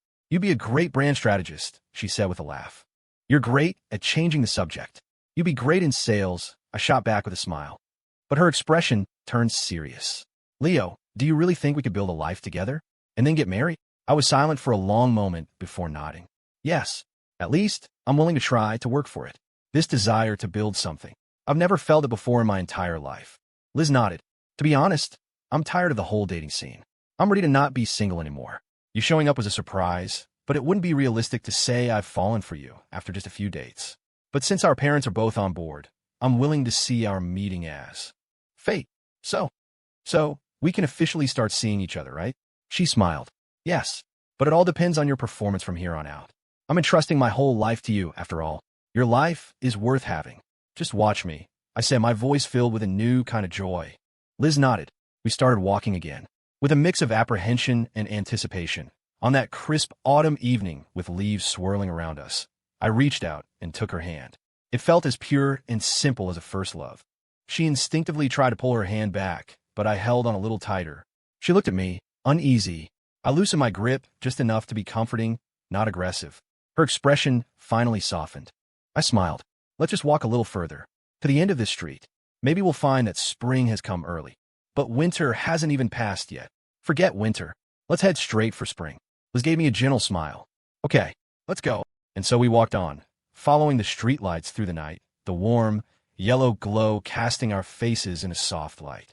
Back home, the ward and my mom were still in the living room, glued to some TV drama. As I was changing my shoes, my mom turned down the volume. Leo, how did it go with Liz? I smiled. Pretty good. Hearing that, she beamed. That's wonderful. Liz's family is so nice, so reasonable. You be good to her. You hear me? Of course, Mom. Don't you worry. After talking with my mom, I glanced at the warden. His attention was still fixed on the television. It wasn't until I walked past him that he called out, "Did you get that job situation sorted out?" "I'm working on it. But Liz said her ad agency is hiring a strategist. She already gave my resume to their creative director, so I should hear something soon." The warden nodded. A man needs to take his work seriously. You're right, warden. I will. Don't just say it. Remember it. I smiled, showing him I'd taken his words to heart, and then headed to my room. That night, a quiet joy settled over me. Everything that had happened so far made me feel that coming back to Indianapolis was the right choice. It was all going so smoothly. Once I landed a job, I would finally feel grounded. This feeling of being fulfilled, of having something to look forward to, was something I'd never had in Portland. I drank a cup of hot tea, washed up, and got into bed, falling asleep almost instantly. I don't know what time it was when my phone, which I'd forgotten to put on silent, suddenly rang. The noise jolted me awake. I mumbled a complaint before answering. "Hello," I said groggily, waiting for the other person to speak. "Leo, were you already asleep?" I was suddenly wide awake. The voice was a complete surprise. It only took one sentence for me to recognize it was Micah. I rubbed my face and sat up, turning on the lamp. The clock on the wall said it was 12:30 a.m. I yawned again. "You're still up?" "I just got off work." "This late?" "You just got off work," I said, a strange pang of sympathy twisting in my chest. It was a sadness born from the image of her living all alone. "It's been busy at the company lately. It should get better after a while," she said, her tone flat. After a moment of silence, I said, "You need to take care of yourself, especially your diet. You can make some congee. It's really nourishing." "Thanks for the concern." "Don't say thanks to me. It feels weird." Micah laughed softly but didn't say anything. Maybe she realized it too. For two people who were once sworn enemies, saying thank you was definitely awkward. After another brief silence, I finally got to the point. "Did you call me this late for a reason?" "The light bulb in my room seems to be burned out. I don't know how to change it," she said, a hint of embarrassment in her voice. "It's already so late. Why don't you just make do with a lamp for tonight?" Her voice grew even more embarrassed. "The bulb in my lamp burned out a few days ago, too. I've been so busy, I keep forgetting to replace it." I was speechless for a moment. "Okay, fine. Changing a light bulb is easy, but you have to be careful." "Okay, you tell me what to do, and I'll do it." In the east corner of the patio, there's a storage bin. There are bulbs and a flashlight in there. Next to the bin is a stepladder. Just climb up the ladder and change it. Take off the fixture cover first. The bulb is a screw-in type, so just twist it in like a screw. "Oh, wait. Cut the power at the breaker first, just to be safe." Okay. It seemed like she had everything ready. But I was a nervous wreck, terrified she'd fall off the ladder. I kept calling her name into the phone, but she didn't answer. She must have put the phone down without turning on the speaker. After a tense wait, Micah's voice, full of relief, finally came through the phone again. "I did it. The light is on." The knot in my stomach finally loosened. "Good. Then you should get some rest. It's really late." "Yeah, I'm about to. By the way, how's the job search going?" Her sudden concern sent a complex wave of emotions through me. After a moment's thought, I decided to tell her I was doing fine in Indianapolis. That way, she wouldn't have to feel so guilty about me. Michael was still waiting for my answer. After a short pause, I said, the job situation is pretty much settled. Oh, is it another department store? No, it's a brand strategist role in an ad agency. A friend introduced me. Oh, was all she said. Her voice seemed a little down, as if she was still hung up on the fact that I'd lost my job because of her. I tried to sound reassuring. Honestly, being in Indianapolis has been really good for me. I'll tell you something new and interesting. Go on. I laughed. I went on a blind date recently. My first time ever. And it was a success on the first try. I've still got it, right? Micah was silent for a surprisingly long time. Finally, she asked, is that so? Do you love her? I have good feelings for her. It's too soon to talk about love. But that's how blind dates work, right? You both feel something, so you get to know each other better. Most importantly, our parents are really supportive of us being together. I explained with a laugh. Oh, well, I hope it works out for you too. Thanks. So you don't have to feel guilty about that whole thing anymore, right? I'm really starting to feel like coming back to Indianapolis was the right choice. Whether your choice was right is your business. My guilt is my business. I don't see why the two have to be connected. It's late. I'm going to bed. For a second, I didn't understand what she meant, but she had already hung up. Lying back down, I felt a strange melancholy. I lit another cigarette in the dead of night. My mind suddenly filled with the image of Micah working late, returning to an empty home. I knew she didn't have many friends in Portland, and her own family was actively trying to destroy her career. My mood grew heavier, her beautiful, fragile face etched into my mind. On a night that should have been for restful sleep, I was wide awake. Tossing and turning, my brain ran wild, thinking of Ben and Jenna on my life in Portland. The image of Nathan confessing his feelings to Ava flashed through my head, uninvited.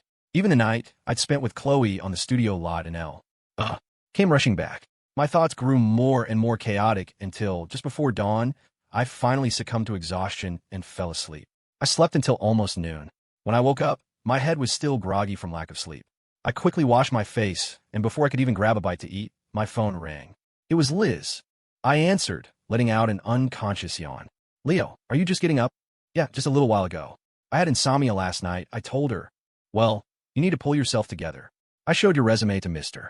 Joe, the creative director, and he wants you to come in for an interview this afternoon. Her voice was serious. Did he say a specific time? He'll be in the office all afternoon. You can pick the time. Just call me when you get here, and I'll take you to him. Okay, great. You need to get yourself in the right headspace, she added. You know, people in the creative industry are meticulous. They don't like people who are sloppy. Don't worry, I won't embarrass you. Only after my confident promise did Liz hang up the phone. I didn't wait for my mom to come home and cook. I made myself a bowl of ramen, then opened my laptop and started researching Liz's ad agency. Memorizing this information would definitely give me an edge in the upcoming interview. After committing every piece of information I could find online about Oakwood Creative to memory, I took a cab to their office. When I arrived, Liz was already waiting for me at the entrance of the building. I walked up to her. She looked me over and smiled. Leo, when you're dressed up all proper, you actually have the air of a successful professional. Can't help it. I'm just a man destined for success. I joked back. I expected a sarcastic comeback, but instead, she just nodded in agreement. She straightened the slightly wrinkled collar of my shirt. Come on, Mr. Joe is waiting. He's really doing you a favor. Of course. I have a certain standing in this town, you know. We joked all the way up, and the atmosphere lightened. I didn't feel any of the usual pre-interview jitters. Liz led me into Oakwood Creative. We walked past the main work area, where at least 50 people were hunched over their desks. The sheer number of employees was enough to tell me that Oakwood was one of the top agencies in Indianapolis. The information I'd found online hadn't been an exaggeration. When we reached the director's office, Liz knocked softly. A deep voice from inside said, "Come in." Liz gave me a look, signaling me to follow her. I nodded, pushed the door open first, and we walked in together. A man in his mid-30s, dressed in a sharp suit, sat at his desk. He had the unmistakable presence of a big-shot creative director. Liz introduced me. Mr. Joe, this is Leo, the one I told you about. I nodded with a practiced, professional smile. Hello, Mr. Joe. I'm Leo. I'm here to apply for the brand strategist position. Mr. Joe smiled back. You were recommended by Liz, our account supervisor. I've seen your resume, and more importantly, I trust her judgment. Let's just chat for a bit. He gestured for us to sit. But Liz said, Mr. Joe, you two talk. I have a few things to take care of in the client services department. Mr. Joe nodded with a polite smile. It was clear Liz held a real position of respect in this company. To become an account supervisor at a major agency at her age was truly impressive. She had a very easygoing demeanor, perfect for client management. Before she left, Liz gave me a thumbs up. I responded with a confident look, and only then did she leave, reassured. Mr. Joe picked up my resume again, glancing over it quickly. It says here you were in the marketing department at Polaris Retail in Portland, and were involved in the launch and strategy for 3 luxury brands. Yes, that's right, Mr. Joe. And what was your role in those projects? I handled the strategic coordination for the brand launches, brand maintenance after they open in store, and provided sales support for these luxury brands within the department store. Of course, it was a massive undertaking done by a team, but I was a key member of that team. I also organized or participated in numerous marketing campaigns for the store. I try to be concise and hit the main points. Mr. Joe nodded, his interest piqued.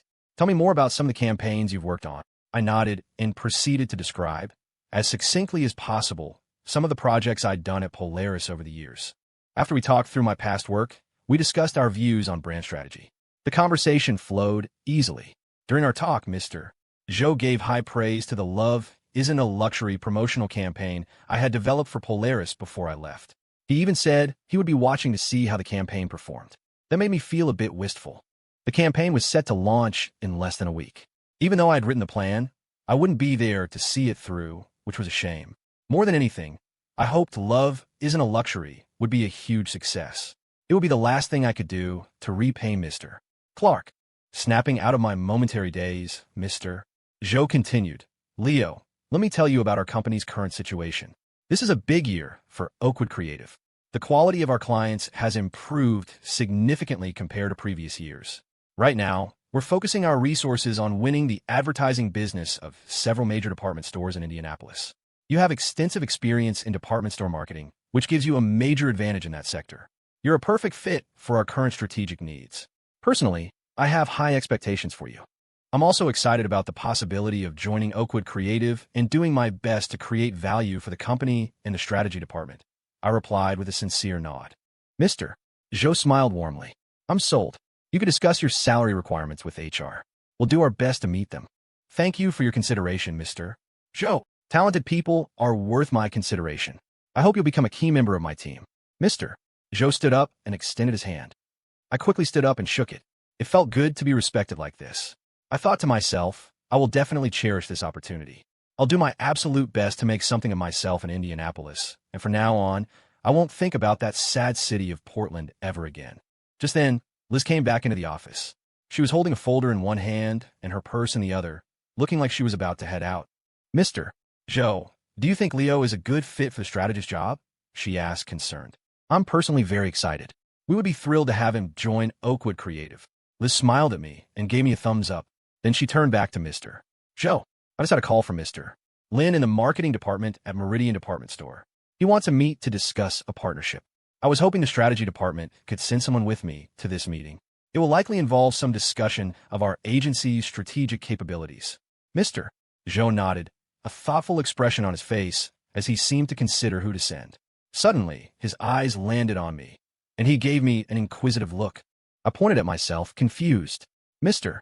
Joe, are you suggesting I go with Liz to Meridian? Amid my confusion, Mr. Joe just smiled.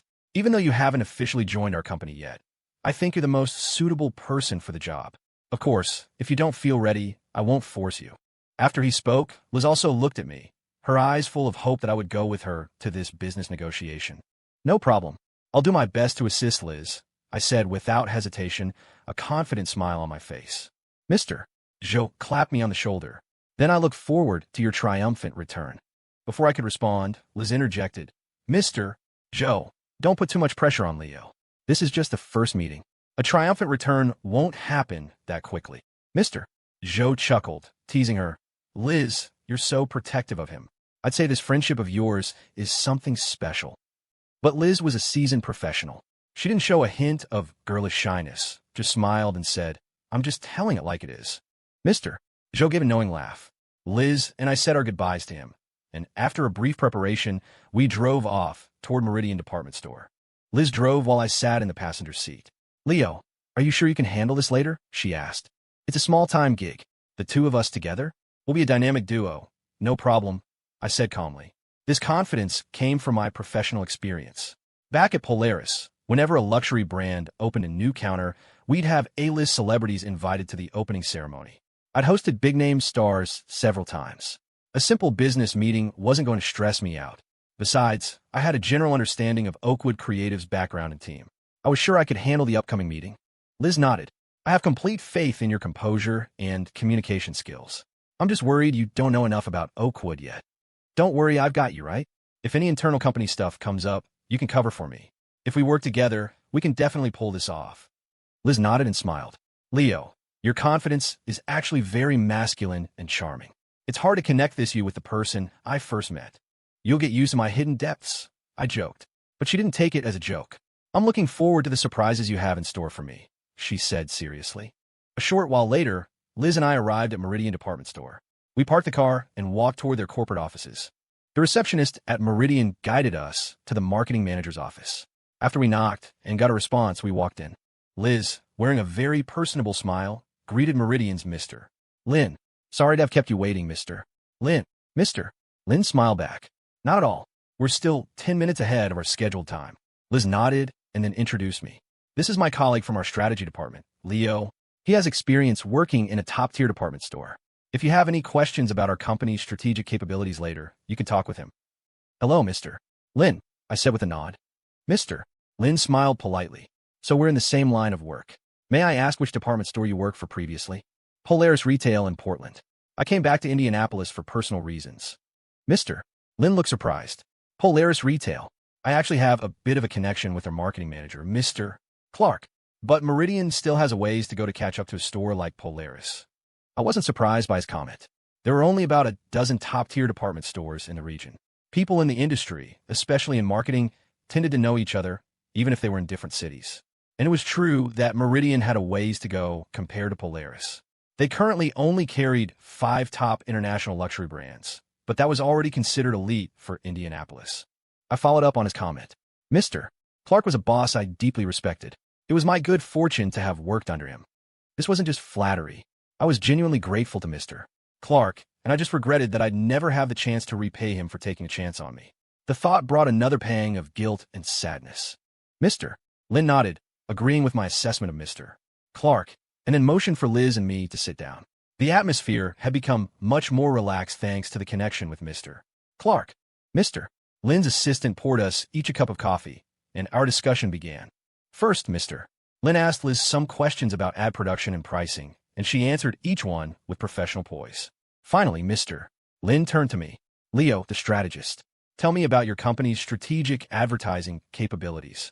I nodded and spoke bluntly. Mr. Lin, I think you understand that in a market like Indianapolis, the term strategic advertising capability is a bit hard to define. I also believe that when a store like Meridian chooses an ad agency, what you're really looking for isn't creative ability, but how many advertising resources the agency has and how many channels they've opened up. Am I right? Mr. Lin looked at me, surprised, then smiled and nodded. You've definitely worked in a department store before. In a city like Indianapolis, where the ad market isn't fully mature, we don't have overly high expectations for so-called creative ability. He paused, then added with emphasis, you're right. We are much more focused on an agency's advertising resources. This Mr. Lin had brought up the relatively weak strategic capabilities of Indianapolis ad agencies as a key point only to put himself in a stronger negotiating position, hoping to drive down the price. Know yourself, know your enemy, and you will not be imperiled in 100 battles. I understood the advertising needs and mentality of the department store industry very well. I smiled graciously. Mr. Lin, allow me to give you a brief overview of the advertising resources Oakwood Creative currently commands. Mr. Lin gestured for me to continue, while Liz, beside me, looked on nervously. In her eyes, I hadn't even officially joined Oakwood yet, so how could I know what resources they had? I quickly recalled the information I'd studied that afternoon. Currently, we have billboards on both I-65 and I-70. We also have building ads in high-end communities like the villages of West Clay and Laurelwood. We've also secured the advertising rights for all the bus shelters in the downtown area, as well as primetime ad slots on the local TV affiliates. These are all advertising resources a high-end department store can't afford to pass up. If Meridian partners with us, I'm confident that Oakwood has the ability to integrate these resources, create the most suitable ad campaign for you, increase communication efficiency, and save you resources to the greatest extent possible. When I finished, Liz stared at me in astonishment. She clearly had no idea I had already memorized all of Oakwood's advertising resources. After I spoke, Mr. Lynn was silent for a moment. After a long pause, he finally said, "The number of ad agencies in Indianapolis with real strategic capabilities can be counted on one hand, and there are even fewer that understand department store marketing. The resources you have are indeed very attractive to us. I will definitely give Oakwood Creative serious consideration. However, I'll need to report to upper management before we can cooperate. You can wait for my news." Liz was about to say something more, but I tapped her foot under the table, signaling her to be quiet. Then I smiled at Mr. Lynn. "Mr. Lynn, we'll be waiting for the good news." Mr. Lynn stood up, and we shook hands. I had a strong feeling that this partnership with Meridian would be a success. In a few days, Mr. Lynn would be calling us to discuss the details. On the way back, Liz was driving, a hint of worry in her voice. "Leo, were you a little too aggressive back there? They're a potential major client, after all." I smiled. "So tell me, why is it that when we negotiate with clients, we have to be in the weaker position?" "Because they create value for our company," she answered without thinking. I shook my head. "Liz, you're in client services. It's normal for you to put clients on a pedestal. It's your default mindset, and it shows you have great professional skills. But you have to understand the advertising industry. It's an industry full of personality. An ad agency that's constantly kowtowing to its clients will never be creative. Yes, the client creates value for us, but we ultimately bring them economic benefits through our advertising. It's fundamentally a relationship of equals. But besides Oakwood, there are other agencies circling Meridian's ad business. It's a multi-million-dollar account every year. Everyone at our company is taking this very seriously. I'm just worried." "Don't be. I've looked into the other ad agencies in Indianapolis. Their resources are limited. They'd struggle to systematically support Meridian's advertising needs. Mr. Lynn is a smart guy. He's not going to gamble with his career. Department stores spend a fortune on advertising every year. If the campaigns don't perform, it's a serious failure on the part of the marketing manager." Liz was silent for a moment before nodding, slightly reassured. I added, "Look, I worked at a department store for 3 years. I know their advertising needs like the back of my hand. The reason I was assertive was to prevent them from trying to lowball us on price later. Besides, an ad agency needs to have its own personality. We don't have to grovel in front of clients. Ad people are proud because we create value with our ideas." Liz finally smiled. "Maybe you have a deeper understanding. But your performance back there was very commanding. Cool, calm, and collected. Very masculine. I'm not worthy of the praise just yet. Wait until our company actually lands the Meridian account. Then you can compliment me." "You sound so confident." "I'm sure it'll be fine. Your trust satisfies my male vanity." "You're a great girlfriend," I praised. A hint of shyness finally colored Liz's expression. "We're just seeing each other. I don't think we're at the boyfriend-girlfriend stage yet. Are we?" "That's easy to fix. Pull the car over right now. We'll have a passionate kiss, and the relationship will immediately be upgraded," I said with a laugh. "It's work hours right now. We can talk about that. Passionate kiss. Later," she said, still with a touch of shyness. Back at the office, I went straight to HR to fill out my paperwork and finalize my salary. My current offer at Oakwood was $6,500 a month, not including benefits and bonuses. While it was a bit less than what I made at Polaris, it was more than enough to live comfortably in this city for now, especially since I didn't have to worry about rent. That evening, after work, I took Liz and my new colleague from the strategy department out to eat. By the time I got home, it was late, but I didn't feel tired. The anticipation for the future had washed away my fatigue. It was only then that I understood how adept people are at creating their own troubles. If I had come back to Indianapolis 2 years earlier, maybe I wouldn't have had to endure so much pain over things that were ultimately just illusions. I felt a pang of regret, and that regret made me realize that I was slowly starting to forget Ava, to forget that once unforgettable love. In the end, when you decide to let go of love, that's all it is. So thin, so light. You just hand it over to the wind, and it blows away, leaving nothing behind. After washing up, I opened my laptop and started studying some of Oakwood's past campaign case studies to help me quickly integrate into my new job.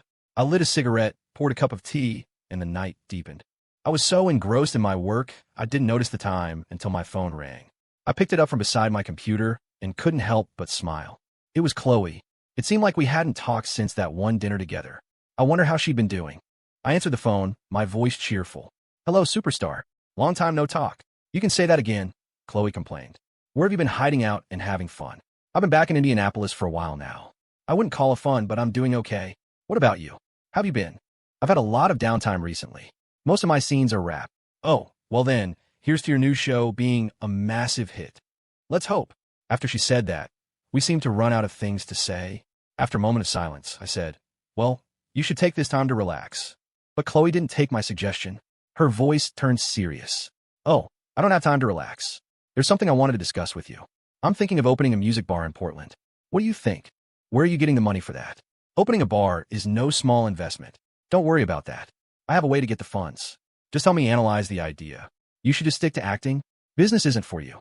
Your business sense is a fatal flaw, I said, immediately shooting her down. I didn't mean it as an insult. Chloe was just a free-spirited, sometimes careless girl. Running a bar, with all its tedious details, was something she just couldn't handle. Leo, you jerk. How dare you insult me like that? So what if my IQ is low? I'll just eat some more fish oil supplements or something. You could be eating diamond-encrusted fish oil, and it wouldn't help. I'm telling you, you should drop the idea of going into business. And the bar industry is a murky world. There are too many people to grease, too many palms to cross. You still have to act. You won't have the energy to manage it. Chloe was silent, as if my words were starting to sink in. I pressed my advantage. Listen to me. Drop the idea of opening a bar for now. Later on, when you really have the capital and the connections, you can reconsider. But as soon as I finished, she said defiantly, CC opened a music restaurant. Why can't I open a music bar? CC also smokes and drinks. Can you? Chloe was speechless. After a moment, she said, I was just asking for your opinion. Let's not talk about it anymore. Let's talk about you. What have you been up to? Do you have a job yet? Me? I'm doing great. Just finalized my job today. I'll be settling down in Indianapolis for good, I said breezily. Oh, Chloe said. After a short pause, she asked, got a girlfriend yet? Take a guess. Another long silence from Chloe. I couldn't help but think her intelligence really wasn't up to par. It wasn't a complex geometry problem. The answer was either yes or no. Why did she need so long to think about it? Just as I was about to prompt her, Chloe finally said, since you're making me guess, you must have a girlfriend, right? Looks like you won't be needing that diamond-encrusted fish oil after all. You got it right. Chloe ignored my teasing. After a long pause, she said that was fast. You've only been back in Indianapolis for a little while. I felt a wave of emotion. Yeah, I didn't expect it to be this fast either. Maybe it's because it was a blind date set up by my family. The goal was clear, so things just moved more quickly. The great Leo, who used to be a regular at every nightclub, is going on blind dates now. Her words left a strange taste in my mouth. After a moment, I said, when a person is pushed to a certain point, they change. Now, when I look back at my old life, it all seems so unbearable. So I really like the person I've become after being pushed, and I like my life now. Do you love her? I froze. I suddenly remembered Micah asking me the same question over the phone yesterday. I desperately tried to recall how I had answered her, but my mind drew a blank. So I said, I think so. She gives me a very comfortable feeling. I want to build a life with her. Yeah, I know what kind of life you've always wanted. As your friend, I'm happy for you. Thanks. Don't mention it. With that, Chloe hung up. I was caught off guard, left staring at my phone for a long moment before finally ending the call. The night was bottomless. I was truly exhausted. In a daze, I wished I could just let a breeze blow past or take a nap and have my whole life pass by. A week went by in a flash. In that week, I quickly adapted to the work environment at Oakwood Creative and began to take charge of planning several campaigns. My performance was so good it surprised even me. Maybe this was the change that happened after being pushed to the brink. I was still Leo, but I was definitely not the same Leo who had lived in Portland. On this evening, just before the end of the workday, the office was buzzing with excitement. Oakwood Creative had officially signed a year-long advertising contract with Meridian Department Store, a deal that would bring in millions in revenue for the company. That night, the entire company went out for a celebratory dinner. Everyone had a blast, including me. At the karaoke bar, I showed off my skills, singing one song after another, drinking one beer after another, until I forgot all the pain of the past, until I forgot my own name, until the only thing I could see was Liz standing not far away, listening to me sing. After we left the karaoke bar, Liz and I walked hand in hand down the nearly empty streets. As we walked, Liz said, you know, Leo, when Meridian gave us their advertising business, they didn't even try to negotiate the price. Everything happened just like you predicted. The outcome was indeed what I had expected. I just smiled without saying anything, loosening my grip on her hand only to wrap my arm around her waist as we continued walking through the pools of light cast by the street lamps. After walking in comfortable silence for a while, We were both getting tired. We sat down on a bench by the side of the road. I lit a cigarette, and Liz leaned her head on my shoulder. In that moment, we really did look like a young couple ready to build a life together. I leisurely blew out a cloud of smoke, then peeled the thin cellophane wrapper from my cigarette pack and held it up to my eye. I wanted to see if, on this moonless night, my city in the sky would appear. Beside me, Liz asked curiously, "Leo, what are you looking at?" "A city made of crystal." Liz looked up, following my gaze to the sky. "Are you drunk talking?" she asked, confused. I lowered the cellophane wrapper and looked at her. Her words made me realize that it seemed like every time I drank, I would have this intense craving to find that city in the sky. But what was the connection between this city and being drunk? I couldn't figure it out. Liz didn't press the issue. She just nestled closer into my side and said, "Leo, you have to keep working hard. The higher-ups at the company are all very pleased with you, especially Mr. Joe in the strategy department. He's praised you to my face several times, saying your campaign proposals are very constructive, very brilliant." I nodded and took another long drag from my nearly finished cigarette. Through the swirling smoke, I thought I could see the outline of my future. Another month passed. With the flow of time, my life had settled into a stable rhythm. I had even begun to forget everything that had happened in Portland. In that month, Ben and Jenna only occasionally got in touch with me. The same went for CC and Robin. Chloe hadn't contacted me since that one phone call about opening a music bar. And as for that beautiful woman with whom I had fought countless times over an old house, we hadn't exchanged a single phone call. And so, the memories of Portland, in the gallop of passing time, gradually blurred. It was another pleasant evening. Liz and I had taken both our families out for dinner at a high-end Italian restaurant. Over the past month, our relationship had heated up quickly. To be blunt, setting aside all the women I had met or gotten involved with under messy circumstances, Liz was my second real girlfriend, and I genuinely intended to marry her and have children. During dinner, our families naturally started talking about our wedding plans. Liz's mom asked me, "Leo, have you and Liz talked about your own ideas for the wedding?" I put down my fork and looked at Liz, then said, "Liz and I have gotten along really well this past month, and we both feel we could get married and build a life together. We've talked about it, and we were thinking of getting engaged after the new year. Of course, that's just our idea. We wanted to hear what you all think." Our parents exchanged glances. Then, my mom spoke for our family. "We have no objections to Leo and Liz getting engaged. Seeing them get along so well and planning to get engaged, it just makes us so happy." After my mom finished, Liz's dad also chimed in. "We feel the same way. Once the two of them are engaged, it'll be a huge weight off our minds." My mom nodded in agreement. "Then, Leo, tomorrow is Saturday. You should take Liz to the mall to look at engagement rings." I nodded in agreement. This meant that Liz would officially become my fiancée. For the first time in my life, I felt infinitely close to marriage. Back home that night, I lay in bed after my shower, and my thoughts couldn't help but drift to the woman I used to call my tenant. If I had never met her, what kind of life would I be living now? I would definitely still be in Portland, and by now, I would be the team lead for marketing communications in the marketing department at Polaris Retail. That might have been a good life, too, but I could only use a word like might. Because I was truly enjoying my life now, I was unwilling to imagine that hypothetical life as being too perfect. I stubbed out my cigarette and picked up my phone from the nightstand. I wanted to call Micah. My motive was simple, just a simple check-in to see how she was doing. After all, we hadn't spoken in over a month. I hoped she had successfully resolved the power struggle within Aria Grande. I stared at my phone screen for a long time before finally dialing Micah's number. I waited for it to connect, but to my surprise, it went straight to a message saying the phone was off. I tried again, pointlessly, and got the same result. A sudden worry seized me, which quickly spiraled into wild speculation. But I had no other way to contact her. I couldn't just drive to Portland to check on her, could I? I turned off the light and lay in bed, try to force my attention onto my recent work to suppress the uneasy feeling. But a series of worst-case scenarios relentlessly took over my thoughts. Growing more and more agitated, I finally couldn't take it anymore. I grabbed my phone again, found Ben's number, and dialed. Ben answered quickly, sounding like he'd already been asleep. "Dude, what's up? You're calling this late?" he asked, yawning. I hesitated. I felt like if I just asked about Mike out of the blue, he'd get the wrong idea. So I started with, "I'm getting engaged." "What? Say that again." "I'm getting engaged." It took a second for Ben to process it. Then I heard him shout excitedly to Jenna, honey, wake up." Leo said he's getting engaged. Jenna first grunted, then seemed to wake up suddenly. She took the phone from Ben, her voice even more excited than his. "Leo," Ben said, "you're getting engaged?" "Oh my God, I laughed. It's true. Don't get too worked up. When? When? Is it with that girl from the blind date, Liz? The engagement is after New Year's. We're going to buy the ring tomorrow, I said succinctly. Jenna was silent for a long time, probably using the silence to fully wake up. Then she exclaimed loudly, "Thank God.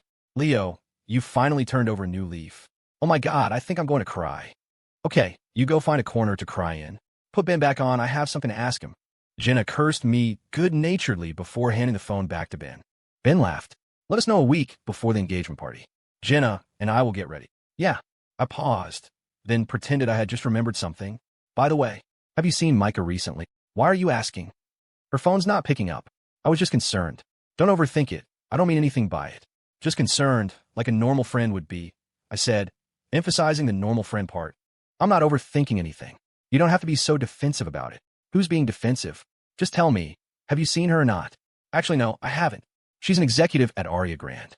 It's not like we can just see her whenever we want. Last time, just to tell her about how you helped her, I had to pull a bunch of strings just to get a meeting with her, Ben said with a sigh. I wanted to ask Ben to try and find out more, but I held back. For one, Micah's phone might just be dead. For another, if I seemed too anxious, it would really look like my motives weren't pure. After a short silence, I said to Ben, all right, well, I mainly just wanted to tell you guys I'm getting engaged. It's getting late, so I won't keep you two up. Ben acknowledged, and after saying goodnight to Jenna, I hung up. After the call, I turned off the lights in my room again. The bright moonlight shone through the open curtains. I lit a cigarette by the moonlight, surprised at how anxious I was about Micah. Maybe it really was just because I pitied her for her tragic circumstances. I didn't want anything to happen to her, because it wouldn't be fair. She had already lost her family. Fate should compensate her, give her a happy life. I also sincerely hoped she could find a man who would love her with his entire being. I stubbed out the cigarette in the ashtray, telling myself over and over, her phone is just dead, or she just doesn't want to be disturbed. With this repeated self-reassurance, my mind gradually calmed, and a few moments later, I fell asleep. The next morning, my mom woke me up. She was holding a debit card. Leo, there's $3,000 on this card. Take it and use it to buy an engagement ring with Liz this afternoon. I felt a little embarrassed, but I had only been working seriously for a little over a month and didn't have much in savings. I took the card from my mom and said, I'll consider this a loan. Once I save up some money, I'll pay you back. My mom tapped me lightly on the arm. You silly kid. What's this about paying it back? We can't take our money with us. If you just work hard and treat Liz well, that's the greatest reward for us. I was deeply moved and nodded emphatically. My mom told me breakfast was ready and then left my room. I grabbed my clothes from the side of the bed and started to get dressed. Suddenly, I remembered that I still hadn't been able to reach Micah. Before I even had my pants on, I grabbed my phone and dialed her number again. The result was just as disappointing as before. The phone was still off. In an instant, the same uneasiness from last night washed over me. During breakfast, my mind was still elsewhere. In a daze, I remembered that it was Saturday. Maybe Micah was just sleeping in. I shouldn't worry too much. Perhaps if I called her around noon, she would pick up. With another round of self-reassurance, I finished my breakfast. After resting for a bit, I went for a run. By the time I got back, it was almost 10 in the morning. Figuring Micah must be awake by now, I called her again. Still no answer. After that, I called her every half hour. I kept this up until 1 in the afternoon, but I never got through. The sense of unease grew stronger and stronger, but I managed to keep my composure. Then I thought of CC. Micah liked to eat at the Hollow City, so maybe she had been there recently. Without another thought, I immediately called CC. A few moments later, she picked up. This time, I cut straight to the chase. CC, has Micah been to your restaurant recently? What's wrong? CC asked, confused. Just tell me if she has or not. My voice was getting more and more urgent. CC thought for a moment. She came by once about 2.5 weeks ago, but she hasn't been back since. What happened to her? I haven't been able to reach her by phone since last night. She's all alone in Portland. I'm just really worried something might have happened to her. No way, right? How about this, CC? Can you go to her place and check on her? It's the weekend, so if nothing special is going on, she should be home. Maybe she just forgot to turn on her phone. Okay, I'll head over there right now. You try not to worry. I'll let you know as soon as I have news. Okay, let me know the second you hear anything. I emphasized it again. CC said, don't worry, and then hung up. I prayed silently, hoping it was all in my head, but I was desperate to know what CC would find out. After ending the call with CC, I sat on the sofa in a daze for a while before I remembered that I was supposed to take Liz to buy an engagement ring this afternoon. I quickly grabbed my phone, called her, and we agreed on a meeting spot. Then I rushed out of the house, got in the warden's car, and headed to our destination. 20 minutes later, I met Liz at the south entrance of Meridian Department Store. She was holding a hot latte, looking like she'd been waiting for a little while. I walked up to her, feeling a bit apologetic. Liz, have you been waiting long? Not long. Want some latte? I just bought it. It's still hot. Liz held the cup she was drinking from up to my lips. I took a sip and smiled. What flavor is this? It's really good. Vanilla. I can go get you one. No need. Let's get the important stuff done first. After we buy the ring, we can go get something to drink together. Liz nodded obediently and then linked her arm through mine as we walked into the department store. We looked at a few different jewelry brands, but in the end, at Liz's request, we just bought a single diamond ring from the K Jewelers counter. She didn't want the traditional set with earrings and a necklace. We didn't even end up using all the money my mom had given me. I gave the ring to Liz. She admired it for a long time before putting it in her purse, saying she was already looking forward to the day I would put it on her finger myself. As we were about to leave, we unexpectedly ran into Mr. Lin from Meridian's marketing department. He spotted me from a distance, nodded, and then warmly invited us for a drink. Liz and I couldn't refuse his hospitality, so the three of us found a small private room in a cafe across from the department store. After some pleasantries, Mr. Lin turned to me with a serious expression. Leo, the recent ad campaigns your team at Oakwood has launched for us have been very effective. The higher-ups at Meridian are extremely pleased. I never expected to see this level of advertising strategy in a city like Indianapolis. Before I could say anything, Liz, who was sitting beside me, chimed in with a smile. Mr. Lin, Leo really put a lot of effort into the advertising plan for Meridian. Everyone at our company saw it. Mr. Lin nodded, acknowledging her words. I smiled. It's our job to create value for our clients. It's what we're supposed to do. Mr. Lin smiled back. To have such composure and humility at your age is rare. We at Meridian are very much looking forward to our continued partnership. By the way, for this year's Christmas promotional campaign, from the planning to the advertising and execution, I'm thinking of handing it all over to Oakwood. I was wondering if you're confident you can handle it. If you can, we can continue to work together in this deeper collaborative model in the future. Liz looked at me with an expectant expression. I weighed the options for a moment and then said, no problem. We can schedule a meeting to discuss the details of the partnership. Just as I was speaking, my phone rang. I pulled it out and saw that it was CC calling. A knot of tension tightened in my stomach. I quickly said, excuse me, to Mr. Lin and rushed out of the room to answer the call. Before CC could even speak, I asked anxiously, what's the situation, CC? Is she home? CC's voice was full of disappointment. I rang the doorbell for a long time, but no one answered. I waited downstairs for almost an hour, but I didn't see anyone. I don't think she's home. The knot in my stomach tightened even more. I asked quickly, did you see her car? I don't think so. Check the lot across the street. Maybe she parked there. CC said, okay, and after a moment, she came back on the line. No, her car's not there either. My heart sank and I fell silent. CC tried to comfort me. Leo, don't panic just yet. I'll come back and check again tonight. I'm sure nothing has happened. Okay, thanks, I said dejectedly. I appreciate it. Don't mention it. I'm worried about her too. Anyway, I'll let you know as soon as I have any news. Okay. After hanging up, I was about to go back into the room when Liz and Mr. Lin came out together. After a few more pleasantries, Mr. Lin left. I was in a bit of a daze, but Liz didn't seem to notice. She said happily, Leo, I can't believe Meridian is handing over their entire marketing campaign to our company. You've scored another huge win for us. Compared to a month ago, you've really surprised me. I managed a small smile. It just proves that Aunt Susan is a very reliable matchmaker. As I said it, I subconsciously pulled my phone out of my pocket to check it. Afraid I might have missed something, Liz finally noticed something was wrong. Leo, you seem a little out of it. What's going on? I said, trying to brush it off. Let's go get something to eat. But we just had snacks at the cafe. I looked at Liz, not knowing how to respond. She smiled. You've probably been under a lot of stress at work lately. You should go home early today and get some rest. Don't overwork yourself. I looked at her, feeling a pang of guilt, but her voice was still full of concern. Go on. Drive safely on your way home. Tomorrow, I'll make you some carrot and bone broth soup. It's supposed to help with mental clarity. Yeah, thank you, Liz. We don't have to say thank you to each other. All right, go home now.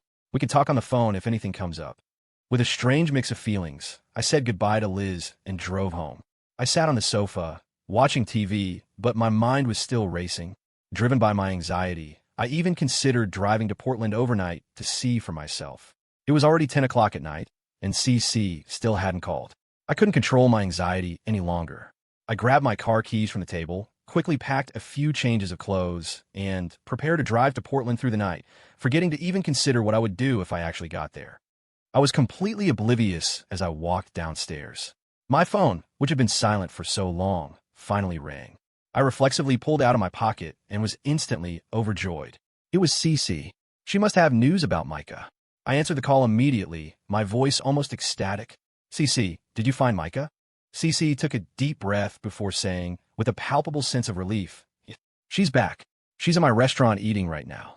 Where did she go? She's right next to me. I'll put her on the phone. You can ask her yourself. Okay, hurry up and give her the phone, I urged impatiently. But Cece's voice took on a teasing tone. She's back now. Why are you still so worked up? I froze for a moment, unable to respond, because I realized she was right. I really had been way too worked up. Cece handed the phone to Micah. Before she could even say a word, I asked her, my voice full of blame, where have you been? Your phone was off. Micah's tone was very calm. I've been a little tired lately, so I took a week's vacation in Japan. I didn't bring that phone with me. Her calmness instantly deflated me, making me realize just how ridiculously over the top my anxiety had been. After a long silence, I managed a flat, "Oh." Cece told me you were frantically looking for me. I hesitated before answering. Was I? I was just concerned. I wouldn't say frantic. That's what Cece said. Was she lying? Micah's tone was playful, as if she was trying to expose my pretense. I suddenly snapped. So what if I was frantic? What's it to you? So I was worried about you, what about it? My sudden outburst left Micah speechless for a long time. Finally, she said, thank you for worrying about me. You're welcome. I just felt sorry for you being all alone. That's all. No other reason, I said defiantly, though I couldn't say where this anger was coming from. Maybe it was because I was annoyed she had seen through my flimsy attempt to act nonchalant. Or maybe it was her indifferent attitude when I had been a nervous wreck all day. Micah's mood suddenly dropped. My words, I just felt sorry for you being all alone, must have stung her. After a long pause, she said softly, I don't need your pity. If you don't have anything else to say, I'm hanging up. Wait, don't hang up, I said quickly. What? I was silent for a moment before I said, I'm sorry. My tone was a bit harsh just now. I was just afraid something had happened to you. What does it matter to you if something happened to me? Micah replied, her tone still hurt. Please don't say that. Then I don't know what to say. Let's just leave it at that. I'm hanging up. You don't need to worry about me. I'll be just fine on my own. Without giving me a chance to respond, Micah hung up. I listened to the dial tone, stunned for a moment before I finally came to my senses and called back. But this time it was Cece who answered. Cece must not have heard my conversation with Micah, because she asked, confused, why are you calling again? If you have time in the future, maybe you could hang out with Micah more often. She's pretty. I couldn't bring myself to say the word lonely, but Cece understood perfectly. Don't you worry. I'll make sure we become best friends. I managed a small laugh. For my sake, of course not, because she's the kind of woman who can captivate other women. Hey, don't you get any ideas about her? I said quickly. Think of Robin. Think of Robin. Cece burst out laughing. You know, you've just reminded me. Robin doesn't seem to have any feelings for me anyway. Snap out of it, you degenerate. All right, I'm just kidding. I'll invite her to the restaurant or to go shopping whenever I have time. Okay, and when she's done eating tonight, can you give her a ride home? It's late, and I'm a little worried about her being alone. Cece cut me off before I could finish. Leo, when did you become such a nag? I subconsciously retorted, have I? Of course you have. I don't want to hear you ramble on anymore. I'm hanging up now, okay. Go ahead and hang up. By the way, don't forget what I said. There you go again. Hearing Cece's exasperated complaint, I finally fell silent. And in my silence, Cece hung up. I suddenly felt myself sinking into a bottomless sense of loss for no reason at all. I was still holding the hastily packed duffel bag in my hand. But now, I didn't need to go to Portland. Micah had just been on vacation in Japan, and my worry had been completely unnecessary. I looked out through the darkness in the direction of Portland and laughed at myself. Finally, I picked up my bag and went back upstairs. Before I knew it, it was Christmas. That afternoon, I was at Meridian Department Store for their big Christmas promotion. The entire event was planned by Oakwood, and as the originator and head of the project, it was my duty to be on site to help with the execution. In the time that had passed, my work performance had been excellent. In just over a month, I had successfully completed several marketing campaigns and had firmly established myself at Oakwood, earning the respect of my superiors. I had thrown all my energy into my work and was gradually starting to forget about my life in Portland. I hadn't even spoken to Ben and Jenna for nearly a month. The same went for CC and Robin. As for Micah, she seemed to be fading from my memory, only occasionally surfacing in my thoughts late at night. The same was true for Ava. Only in the dead of night would I occasionally think of her. I held a walkie-talkie, directing the on-site staff through the different stages of the event. After a flurry of activity, I finally found a moment to rest. I sat down on a wooden bench in the mall, about to light a cigarette, when I remembered I was in a non-smoking public area. I put the cigarette back in its pack and fiddled with the walkie-talkie in my hand, a little lost in thought.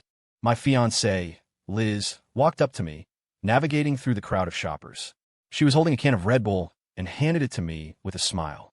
Here, to pick you up. I had them warm it up for you at the service desk. Drink it while it's hot. I smiled back at Liz, took the drink from her, and started sipping it. She sat down beside me. You've been working so hard lately. When you get off work later, I'll treat you to a big dinner to reward you. I've been waiting to hear you say that. Then I'll just wait here for you to get off work. I nodded, but my phone suddenly rang. I looked at the caller ID and saw that it was Chloe, whom I hadn't spoken to in a long time. I only considered Chloe a friend, so I didn't feel the need to hide anything from Liz. I answered the phone right there in front of her, my voice cheerful. Well, if it isn't the superstar. Calling to wish me a Merry Christmas? Chloe's voice was low. Leo, I'm in Indianapolis. Where are you right now? What? You're in Indianapolis? Why are you here all of a sudden? I asked, completely surprised. I need your help with something. I can't explain over the phone. Where are you? I'll come find you. Her voice was still heavy. Her words made my heart tighten, but I managed to keep my voice calm. Where are you? I'll come get you. By the bus station. Okay. Find a place to get something to eat. I'll be there right away. Chloe agreed, and we both hung up. I handed the walkie-talkie to Liz, my voice apologetic. Liz, a friend of mine just got into town. I have to go pick her up now. I'm afraid we won't be able to have dinner together tonight. I can go with you. We can take your friend to dinner with us. I shook my head. I need you to help keep an eye on things here. I'll try to be back as soon as I can, and we can go to dinner then.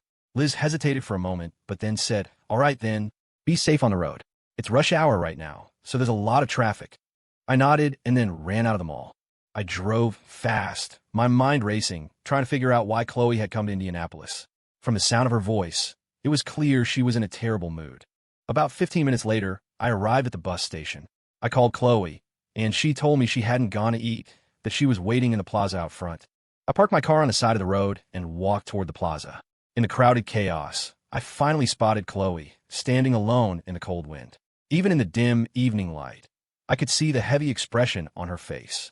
I walked toward her, and she, seeing me, started walking to meet me.